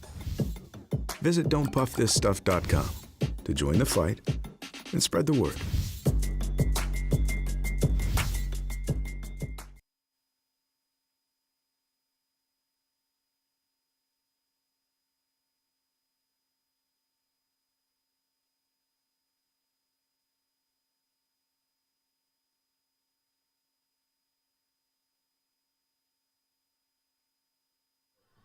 All right, we're back here, and guess what's going to happen? The church clap. Well, you can't start the fourth quarter. You can't start the fourth quarter without the church clap, and the cheerleaders are getting it going. You can kind of see it down there at the bottom of your screen. Yeah. There's the church clap. We don't want to miss Mr. Romines dealing with his staff back here. He's trying to. Everybody, and by everybody I mean cheerleaders, like the church clap. There's some people down here joining in. Yeah, I don't understand it. But yeah, you don't need to. It's not for you. It's not for me. Yeah, if my mom's listening, she'd agree. Church clap is not for me. I'll see you next Easter. Oh, boy. You're right, that middle official there does remind me of somebody. You know what I mean, Vern? You don't need to get me started on Ernest. There's Brock Nauman up the middle. He ran into picked up one. He ran into back of Eastern Stewart there for a second. I'll tell you what. You went to Ernest. He does kind of. You know what I mean, Vern? Ooh. Which was your favorite? Ernest Goes to Camp or Ernest Saves Christmas? Well, Christmas was Christmas. It's a classic. Well, it's a. There's some other good ones though. I mean, Ernest Goes to Jail's a good one. Oh, that is a good one too. Underrated actor. Yeah, he was. Well, I felt like he got pigeonholed. pigeonholed on one. Jim Varney. Jim Varney. He did a lot of commercials in his day. Look at this. Look at this. I'm telling you what, Triton's probably got well over 150 yards. Yeah, I was going to say he may be rolling in close to 200 yards. Yeah. You know what I mean? I bet you. I wonder if those are on Disney Plus. I think they are. You can find them. They're Ernest Saves Christmas. Speaking of Disney Plus, did you watch the Toy Story game? I did a little bit. That was kind of neat. Yeah, it was different. Everybody's playing in Andy's room. 10:40.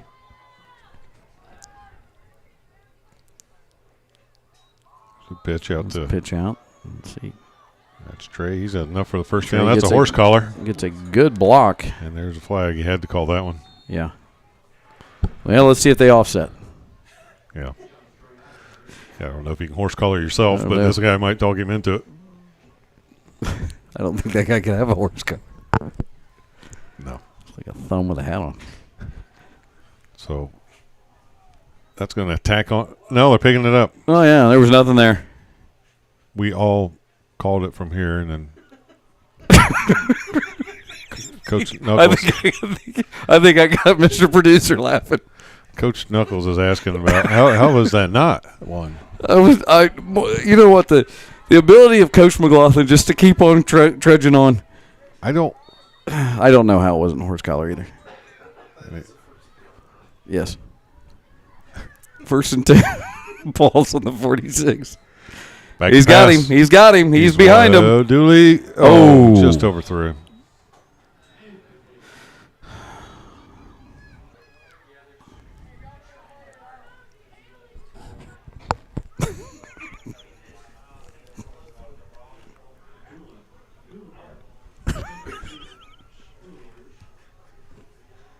I'm disappointed in myself. Oh, boy. We're going to get sanctioned at some point. I mean, we just have to. I don't think anybody's listening. I hope not. 2nd and 10, ball on the 46.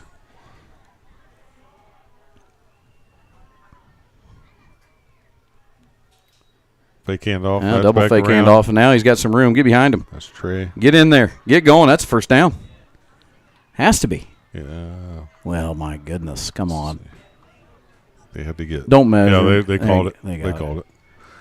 That'll be able to chew up another chunk of I'm sorry? Time off.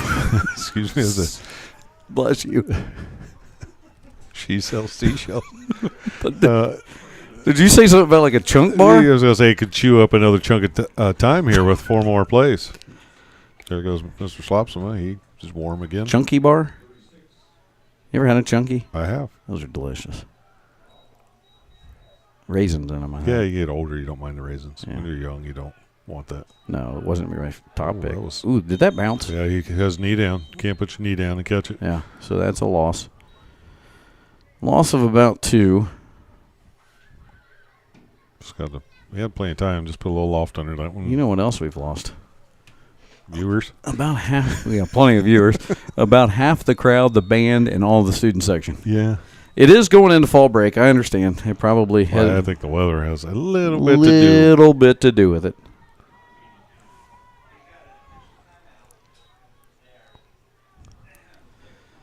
What officials are I don't know. Well, I'm glad they're talking with 9:24 to go in a 26-0 game. Make sure you get it right, guys. He's saying he didn't catch it, so now it just goes back to the line of scrimmage. Just calling no catch. He did catch it, I think. I don't know what's going on. I think he bobbled it. I thought it hit the ground, but I think he actually bobbled it and his knee was down. I think the initial call was right, but we'll take this. Whatever. Yeah. It's getting testy up here in the booth. Yeah. They're getting mad at the officials. Back to again. Throw, and I don't know if he's got anything. Oh, he's got time. Oh, he found him. He's got Trey. Found him. Trey. Oh, he tipped it up to himself. Guys have been battling, helping each other up. Good sportsmanship there. Trey almost reached through there and Triton stepped up out of pressure too to make that pass. He stayed in there. That was a nice job by him. It's 3rd and 10 now. Ball's on the 36. I'm saying 2 down territory unless we're going to be nice and punt it away, which could happen. Somebody's grandma's still here. You can hear her yelling. Yeah, there's always help up here in the stands. Let's see what we can do here. 3rd and 10. That keeper. This time, that time they were on it. You knew who's figured that out as Gunnar Dishman. Yeah. He's figured that play out. Let's see what Senior. We do. I think we'll go for it.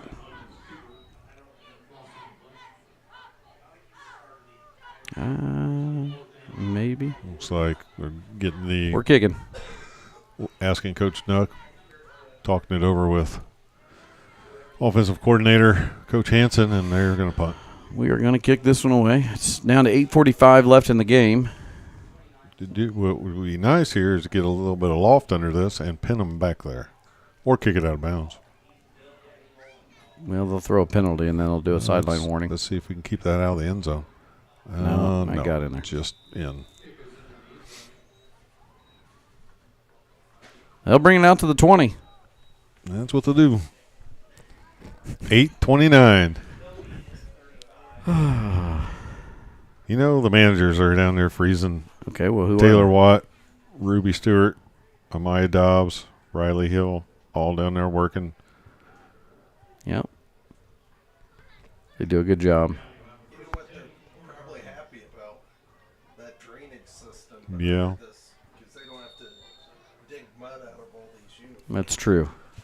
Yeah, the moms, well, I guess they don't wash the uniform, so. Unis are a little cleaner, aren't they? We jumped, but I don't know that that's going to be a problem. Said we got back in time. Oh, he was open. Overthrown, and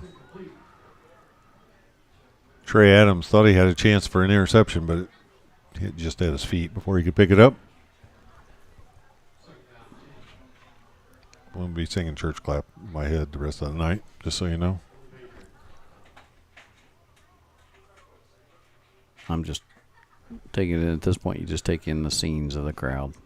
Just enjoy it all. Senior night. Yeah. There's a couple down there working through something. Good for them. There's Easton Stewart. And now there's a flag. What is this? We'll see.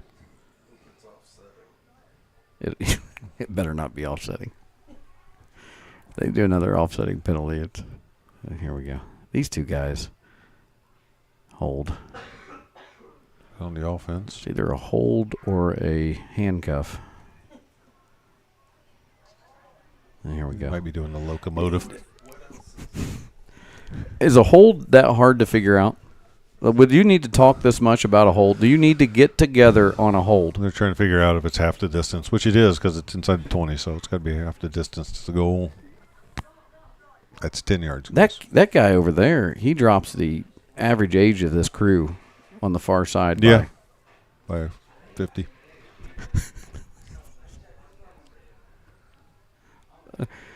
You know, he looks, the closer you get to it, the guy with the black hat looks more like Red Green. Remember Red Green? Oh, yeah. Yeah. PBS. Yeah, the old, everything with duct tape. Yeah. Yeah. Another underrated actor. Red Green. Good show. Well, I'm not opposed to a good PBS show. Good, yeah. It was on late. Red Green. If they don't find you handsome, let them find you handy. I think was his go-to. Yeah. Here we go. Second down in forever. 20. Pass out. Oh, nice catch. And he's got room. He's got a lot of speed. He's got a lot of speed. If he might catch him, it's going to be Triton or no one. He's got a lot of speed, and Triton did get to him. Our cheerleaders are cheering. Dustin Shepard. Well, are they cheering for? I think they're happy that he made that tackle. I think so. If not, it was going to go all the way. Or they're just really polite.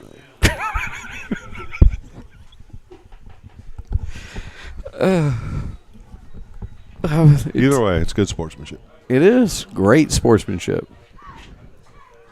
I think their cheerleaders didn't even know what happened. They're way over there. And okay, blow that whistle so everybody can let go. Yeah. Noah Mullins on the carry there for Union County. They're the Patriots, if we haven't mentioned that today. Yeah, are they? I'll be darned.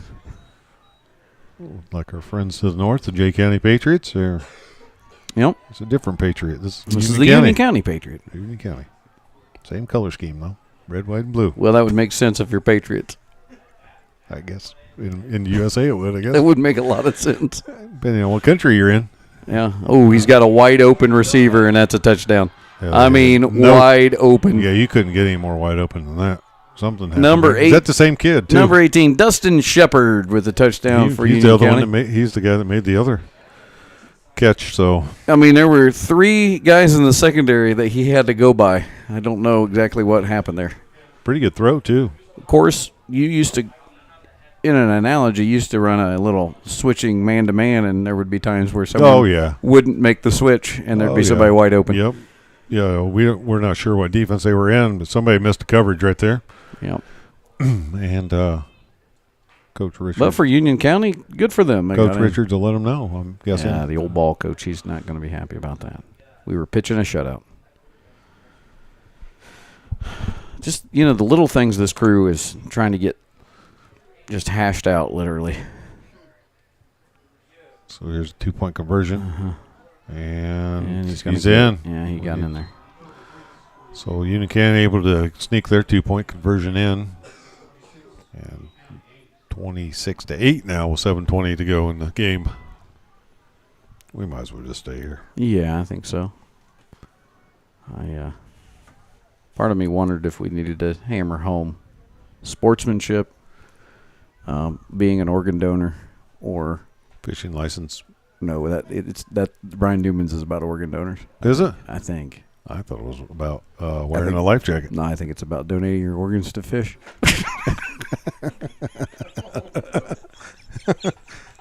Now I gotta want to go home and watch this commercial. Every little bit helps, I guess.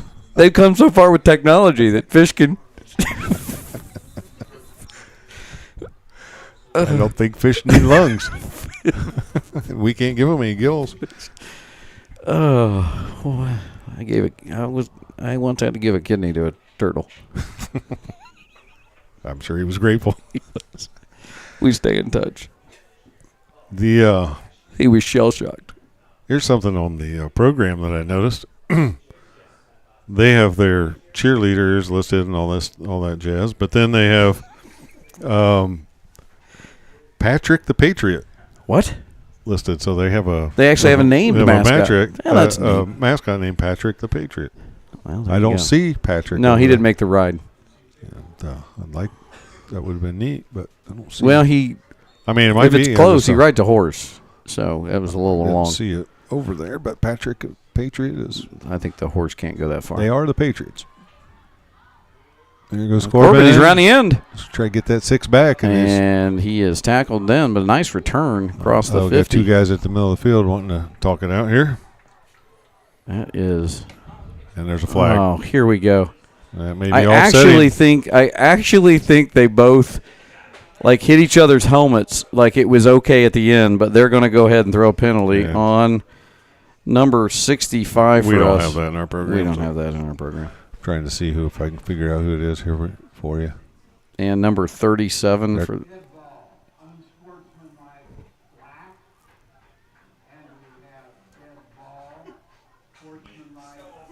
These guys. You know what these guys are going to do? Write a lot of reports up. If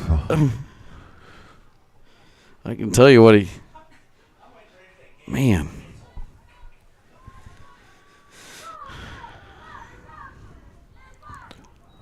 I don't want to guess who I think I know who 65 is, but I'm not going to guess just in case it's not, since you don't want to. He did get a penalty, and coaches are all going over there and getting in them a little bit. So, learning, it's a lesson. Well, 7:13 to go. Things have slowed down here because we constantly have offsetting penalties. Look at these guys. Have you seen a Canadian quarter? I have not. Is that a goose? Yeah, it's a goose. Is that heads or tails? Hey, I think these guys want to play football. Oh, you guys? Okay. Well, I'm not. Oh, you know what they're doing is they have to. I can tell you exactly what they're doing. They're writing those numbers down because they have to write a report. It's like getting. I'd hate to see how long it's going to take them because I can guarantee you these two guys don't run computers. In sportsmanlike's like a technical in basketball, which you have to. Lord knows I know about these reports, but this one you have to write these. Look at this. Look at this. Here's what I think. Are we bringing? Now we're bringing everybody together. Here we go. Here we go. So. Oh my goodness. Anyway, come on, guys! It's football, fellas. They have total. Listen, here's what I'll tell you. These kids aren't even that bad. No, this has not been that chippy. What I will tell you is, what these officials don't understand is, I know they're calling them together, and this looks good from the stands, but they have control over every bit of this. Yes. All they have to do is throw a flag and go over and tell a coach, and we're shaking hands, and tell him he's done. I mean, you can control this real simple. But you know how long it's going to take him to write that report? I don't know. I hope they have a scribe.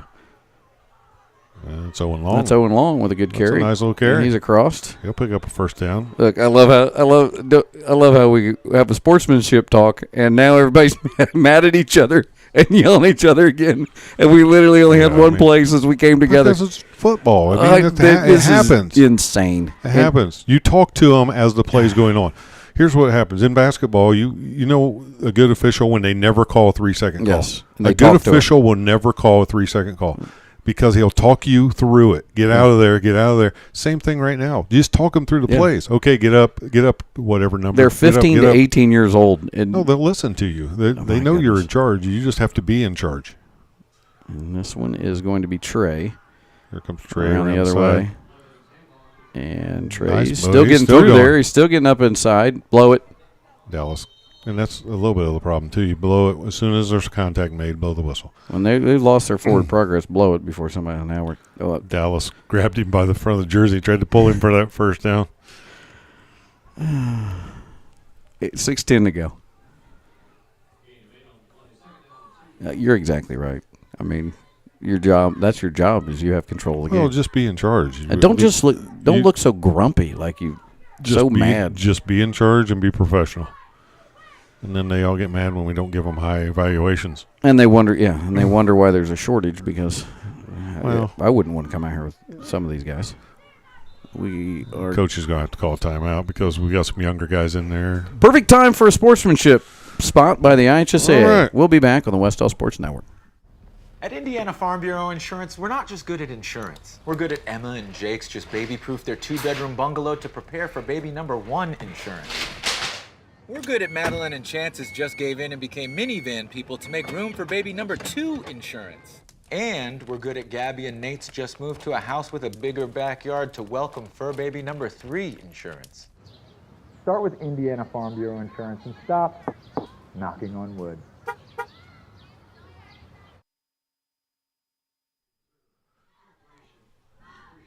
Well, we're back, and it is 26-8. The Warriors lead. No score for the Warriors in the second half, although we did have a chance, but I've got to give Coach Hansen credit and Coach Knuckles. They tried to get a score for Eli Watt, senior, when we were close, and just didn't happen, but it was fun to see a little bit. And here we are knocking at the door again of the right outside the red zone on 2nd and 2. With 5:40 to go. The game was moving fast, and it's kind of slowed down. Timeouts here and there. Yeah, well, offsetting penalties and writing guys' names down on a card. Oh, Trey, we got a halfback pass. Little trickery action. He's open. Here. Coming back, and it is an incomplete. It's close, but should bring up 3rd down. What we got here? You're fine. Get up. There we go. Threw him up, and for a second there, I thought 14 was hurt too. Yeah. That was a little halfback pass there option. It was open, but Trey just didn't get enough on it. Got a little bit of pressure and couldn't get enough on that pass. I'll bring up 3rd down and 2, and still on the 19-yard line. I would assume we'll try to run on a conversion here. Get a 1st down and keep things going. They'll stack the box here. Coach Hansen digging into that, deep into that playbook there. And that should be enough. This is just the 1st down with the old QB sneak. It should be enough.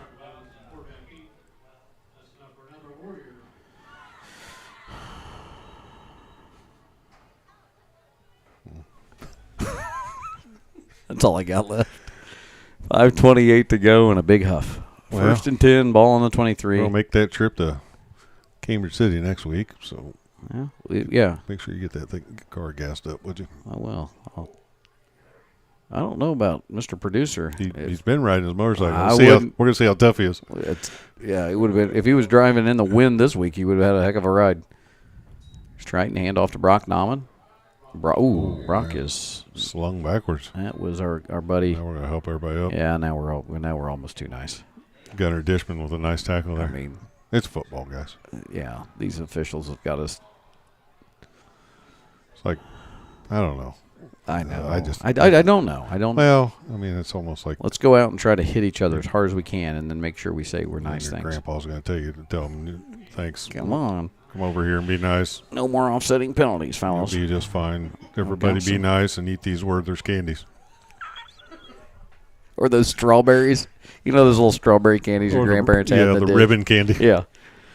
And the holiday peanuts or nuts that you had to shell. Oh, yeah. Remember that? Here's the nutcracker. There were nuts that they put out every year, the same nuts. Well, and you get I think it was the walnut you'd crack open and it'd be in pieces and you have to dig dig it out. And it was good, but then you're like, we had to have the one end had the little sharp thing. Well, you had to have, they were like little dental tools. You had to dig it out with like a little dental pick. Got a timeout. And then let's just stay here. Yeah, I like it. So then what I was going to say is, by the time you throw that first bite in there and you're ready to eat it and you get pieces of shell. Yeah. And it's like half your teeth break off. Yeah. And then what about the tin? Everybody had the tin of cookies. The same tin of cookies, like the sugar cookies that were different shapes. Like, I remember the ribbon candy, the hard candy they'd put in it. Yeah. And you'd pick up a piece and the whole thing would it'd be one big piece of candy. Like I remember the size of your fist. I just remember that they would have like the little, the little wrapped candies that looked like strawberry. Oh, yeah. Then they were awful. They would cut the top of your mouth. Didn't taste like strawberries. No. Tasted like. We grew up as Generation X, though. Tasted like, I don't know. They were usually in there with some mentholyptus cough drops or something. Yeah. For some reason, your grandma and grandpa thought a menthol cough drop was the candy. Here, just suck on this. Yeah. It just tastes awful. 26-8. That one's a pitch out to Owen Long, and he has at least a first down, I believe. Run. Yep. Good run, Owen. That was a great run. He runs hard. I will say that about Owen. I've always said that about him.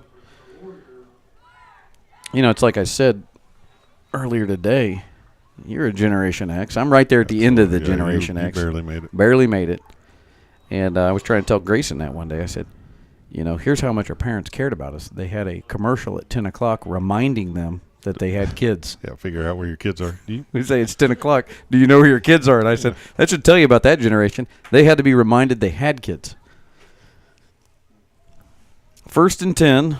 This one's on the 11, so it's not 1st and goal yet. That's going to be Trey Adams. And he's got room on the end and a block from Grayson, and he is in for the score. You can hit the lights. And there's the lights show. And it is 32-8 with 3:24 to go. As you see the replay here, he just needed to cut right back, and he gets a cut. Grayson, number 54, gives him a little bit of room. Block, number 13, Trey Adams. And they will go for 2. Also, Taylor Swift's favorite number. I tried to. I set you up earlier. You did. I know, and I didn't. You didn't take it. I'm sorry. It's me. Well, you know what? When this is over, I'm getting out of here in a getaway car. Yep. It's me. I'm the problem. It's me. Riker Malk in there. Is he? Back thrown to Abdullah. Dooley. And that's 2. Help each other up. Pat each other on the shoulders. Abdullah Mir catches it for 2, and it's 34-8. 3:24 to go. We're not going anywhere. We'll stay right here because speaking of Taylor Swift, are you caught up in it, Coach? Are you caught up in the Travis Kelce, Taylor Swift? I can't get enough of it, to be honest with you, but I just love football. I love Taylor Swift, so all those things. I mean, it's just those combining. Together, and you know what? It's must-see TV. Yeah. Well,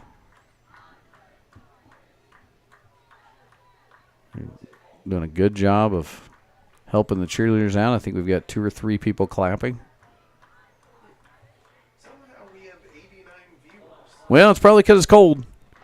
89 viewers. If you were here earlier and you've tuned in to watch and you haven't normally watched, first of all, if you don't like what you hear, you can always hit the mute button or just turn it down. But please hit subscribe because Mr. Romine does a lot of hard work bringing it to you right there in your house, and he deserves you to subscribe. Getting this for free, and it helps us out. We're trying to get to 1,000 subscribers. We're getting close. We need as many as we can get. Call your friends. Just subscribe. It's not going to hurt you. Go hand off. Going the other way now. Nice play. Is. He's got room. Somebody's going to have to come across. Corbin's the only one left. Chance. Corbin's the only one left, and he got him. But that was a good return. Yeah, they got it all the way past the 30. He did the little reverse play there on the kickoff return. Took it all the way down to about the 27-yard line, it looks like. Yeah. You know, this will be the first. That was the one thing I wanted to mention. What's that? I'm looking. Let me go back to it. I'll catch back up with me. All right. I have to look this up. I had it a minute ago, and I lost it. Now I'm going back to it. 3 minutes and 13 seconds left to go in this game. Out the pass is 14. That's a catch. That's Vonderschmidt who finally gets to him. That's Sams, Kyle Sams. So what I was going to say is this will be the first back-to-back win since October 2nd and October 9th of 2020 for Wes-Del. That's pre-COVID. Right? No. That would just be after. Just after COVID. Okay. That would be in the midst of. Oh, that was in the midst of. In the midst of so coming we were back. playing football with masks on then. Yeah. I think. Oh. Yeah, you weren't allowed to shake hands. That's true. You couldn't shake hands after the game. Oh, the memories. Ooh. Oh, nice hit and tackle. He is done. That was Easton Stewart and Dallas Godby. So that'll back them up a little bit. It's going to be 3rd and 5 now. Yeah. Surprised he didn't throw a flag. 2:46 and running.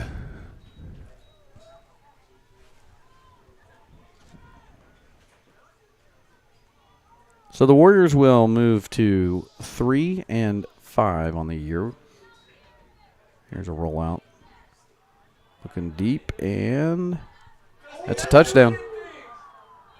That is a touchdown. Trey is not thrilled about it. I think he felt like there was a push off or something. What is that? I'm trying to see what number. Is that 18 again? Yeah. Yeah, Shepard. Yeah, that's another touchdown for him. Yeah, and I would say when we get it back, we're going to run the clock out. Oh, yeah. But they do have 2 timeouts, but I would wonder if they'd even use those. The Union County Patriots will fall to 0-8. And here they go for their 2-point conversion. Got a bunch of receivers to the right here and just one single receiver to the left. Nice pass, actually. There's a flag. There is a flag. I don't know what we're going to have here. The official. They got pass interference on Union County. I don't know where. I don't know, but number 3 is not happy because the official hit him with the flag hard. He's holding his arm. He threw it hard and hit him, and he's looking at him like, look, bro, just throw it on the ground. He hit him with. Look at how long it takes the white hat. He's not using his microphone. I think it might be dead at this point. The microphone? Yes. It's going to be a 15-yard penalty, and then they'll get to retry it again from the 17. I can't believe I did see that kid holding his arm. I didn't know that's what it was. Yeah, he threw it. He hit him with the flag? Yeah, if you go back and watch that, rewind it, folks, if you Number 3. have nothing better to do. He's in the back of the end zone. He drills him with the flag right in the arm. That he just looks at him like, why? We'll Why throw it like forward. All you have to do is drop it. Let it hit your own foot. Here we go. So this is a 2-point conversion. Going to throw it, and it's caught and then knocked out loose, so that'll be an incomplete and then a dead play. Tried to go to Shepard again there. So they'll have to kick it off then to us, and we'll go from there. We'll just stay. Nice looking field, beautiful night. Sectional, we talked about it a little earlier. The sectional draw for football is this Sunday. So follow social media. I'm sure it'll get on there at some point, and you can find out who the Warriors draw in the sectional and where they'll be playing. Because unlike we talked earlier again, unlike other sports, this will be at one or the other field, and one of the two teams that you draw. It'll either be a home or away game for you. Well, we got 2:24. Let's go ahead and summarize a little bit. Get that out of the way here for the folks so that we can end quick and Mr. Producer can get home in a decent hour. So, Coach, what I know we got 2:24 left, but what do you think so far? Well, I like the way we took advantage of the things that we saw on film, things that I talked to the coaches about that they thought they could exploit and take advantage of. They did a good job of that. Did a nice job of being aggressive offensively in the first half. Second half was more about ball control and trying to run the clock, I think, but we did put some points on the board. And so we were able to be aggressive offensively, and so far we've only given up 14 points on defense, so pretty good night overall. I would agree. Here we got a little bit more time here, but I would assume we'd run some clock in there. Triton's just going to take a knee. Just takes a knee right before the 30-yard line, and I would think we'll probably run the ball a couple times here and see if they stop the clock. I would assume they would not, but you never know. Some of the things you're looking for as a coach too at the end of the season is, one, you want to be playing well. That's obvious, but the other thing is you want to come out of every game as healthy as possible. Yeah. So, it doesn't look like we're too banged up in this game so far. We haven't had a whole lot of, and there's always some aches and pains and bumps and bruises, but it looks like so far, fingers crossed with 2:20 to go, that we're able to get out of this one and head into a game at Cambridge City next week. I'm proud of the boys for coming in, getting the job done, putting together 2 wins back-to-back, both at home. A great way to end the year at home in front of your home crowd on your new field. And right now, securing your best record in 3 years and with a chance to even add to it. Yeah. And that was Riker Malk with his carry. It's good to see some of those young guys getting a chance. We don't talk about that stuff, but people will say, well, back-to-back wins. It's a big deal when you haven't done it in a long time. It's true. You don't build the program. You don't go from 0 wins to why is the clock 15 when somebody called a timeout. Oh, my goodness. You don't go from 0 wins to 15, or whatever, 10 wins in a season. You build it. You build it from the bottom up. So, that's what Coach is doing, and finding ways to win back-to-back games. And then, the real key is, how do you approach practice? Do you start acting like you're really good, or do you go in there and practice and make yourself well, you've been in those situations. Yeah. So I have no idea who took the timeout. I don't know that they ever signaled. I don't think they've signaled all night. Yeah. I have no idea. I think it was a dual timeout. It's offsetting timeouts. Offsetting timeouts. There's only been one personal foul that stood, and it was a warning on the sideline. Every other personal foul has been offset. Not sideline decorum, sideline warning, and that was because they punted out of bounds. Apparently somebody. We should be kneeling. I would believe. We get a first down, we will. Yeah. Well. Let's see if they call another one. They do. They call their last timeout. Oh, my. Oh, this is I can tell you what this is because we've been there before. This is a coach showing that he's not giving up on his team. I know. So, we've been on both sides of this. I wonder if the parents over there freezing their. Well, they're not as happy about it, but the people at home are nice and toasty warm. They're not out here. Make a cup of hot chocolate for us. Well, this is a great weekend for chili. Yeah. And they did have a cheerleading fundraiser tonight. They did? I think it was the cheerleaders. Okay. And they were doing good night for $4. You got a bowl of chili and a peanut butter and jelly sandwich. Okay. For $4. That's good. Yeah, I thought so.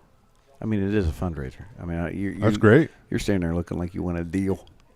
It was a working deal. I can see you. Okay, you're like, oh, hang on here. I don't feel like I'm getting my value. It's a fundraiser for the love of Pete. Is this? You can't get me over $4. And guess what? I know what your other thought is. You do not get to choose your jelly. It is just either grape or strawberry. It was not strawberry or grape. The question was, do you get free refills on chili? No, I don't think so. Fill my pockets up. Take it home. Oh. Third down here. So I think they're finally out of timeouts. Yeah, they are. Patriots are what Union County is called, the Patriots. Are they?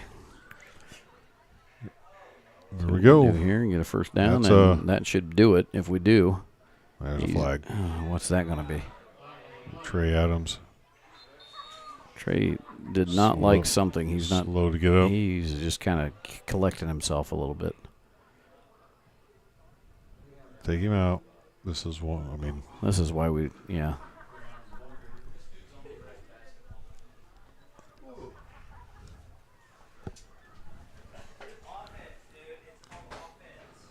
What did they call? They're still figuring that out. He's pointing at him. Say right here, right there. No, it happened right here. It did not happen right there, Clive. It happened right back here.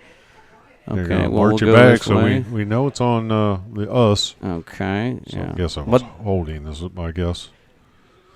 I think his microphone's not working anymore. I don't think he realizes he has one. Testing. Where are you going, Joe? So planes over here, Joe. Third and 12. All right. Did the clock stop? Yeah. That was a penalty.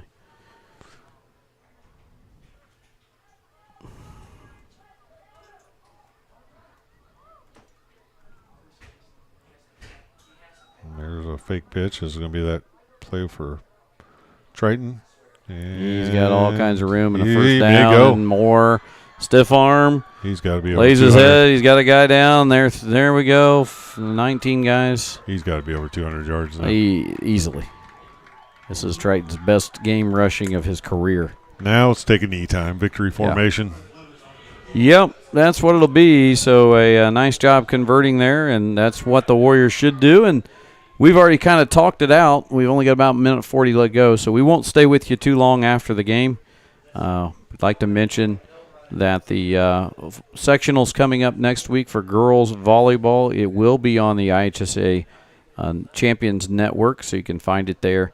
I'm sure Mr. Denny will send out links through his social media if you want to find it there, but you won't be able to find it on the Wes-Del Sports Network on YouTube, but tune in.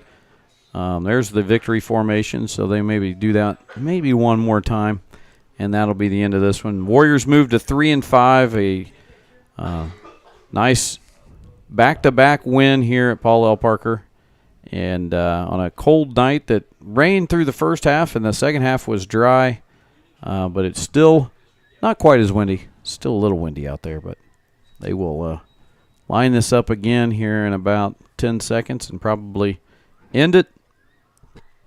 And they're going to have to wait till it gets under 40 and then snap it, and that'll be it. So this should be it right here, and that'll be it. We'll line up, shake hands, and that is it. Union County will head out of here 0-8. The Warriors move to 3-5. Coach, it's been great having you here.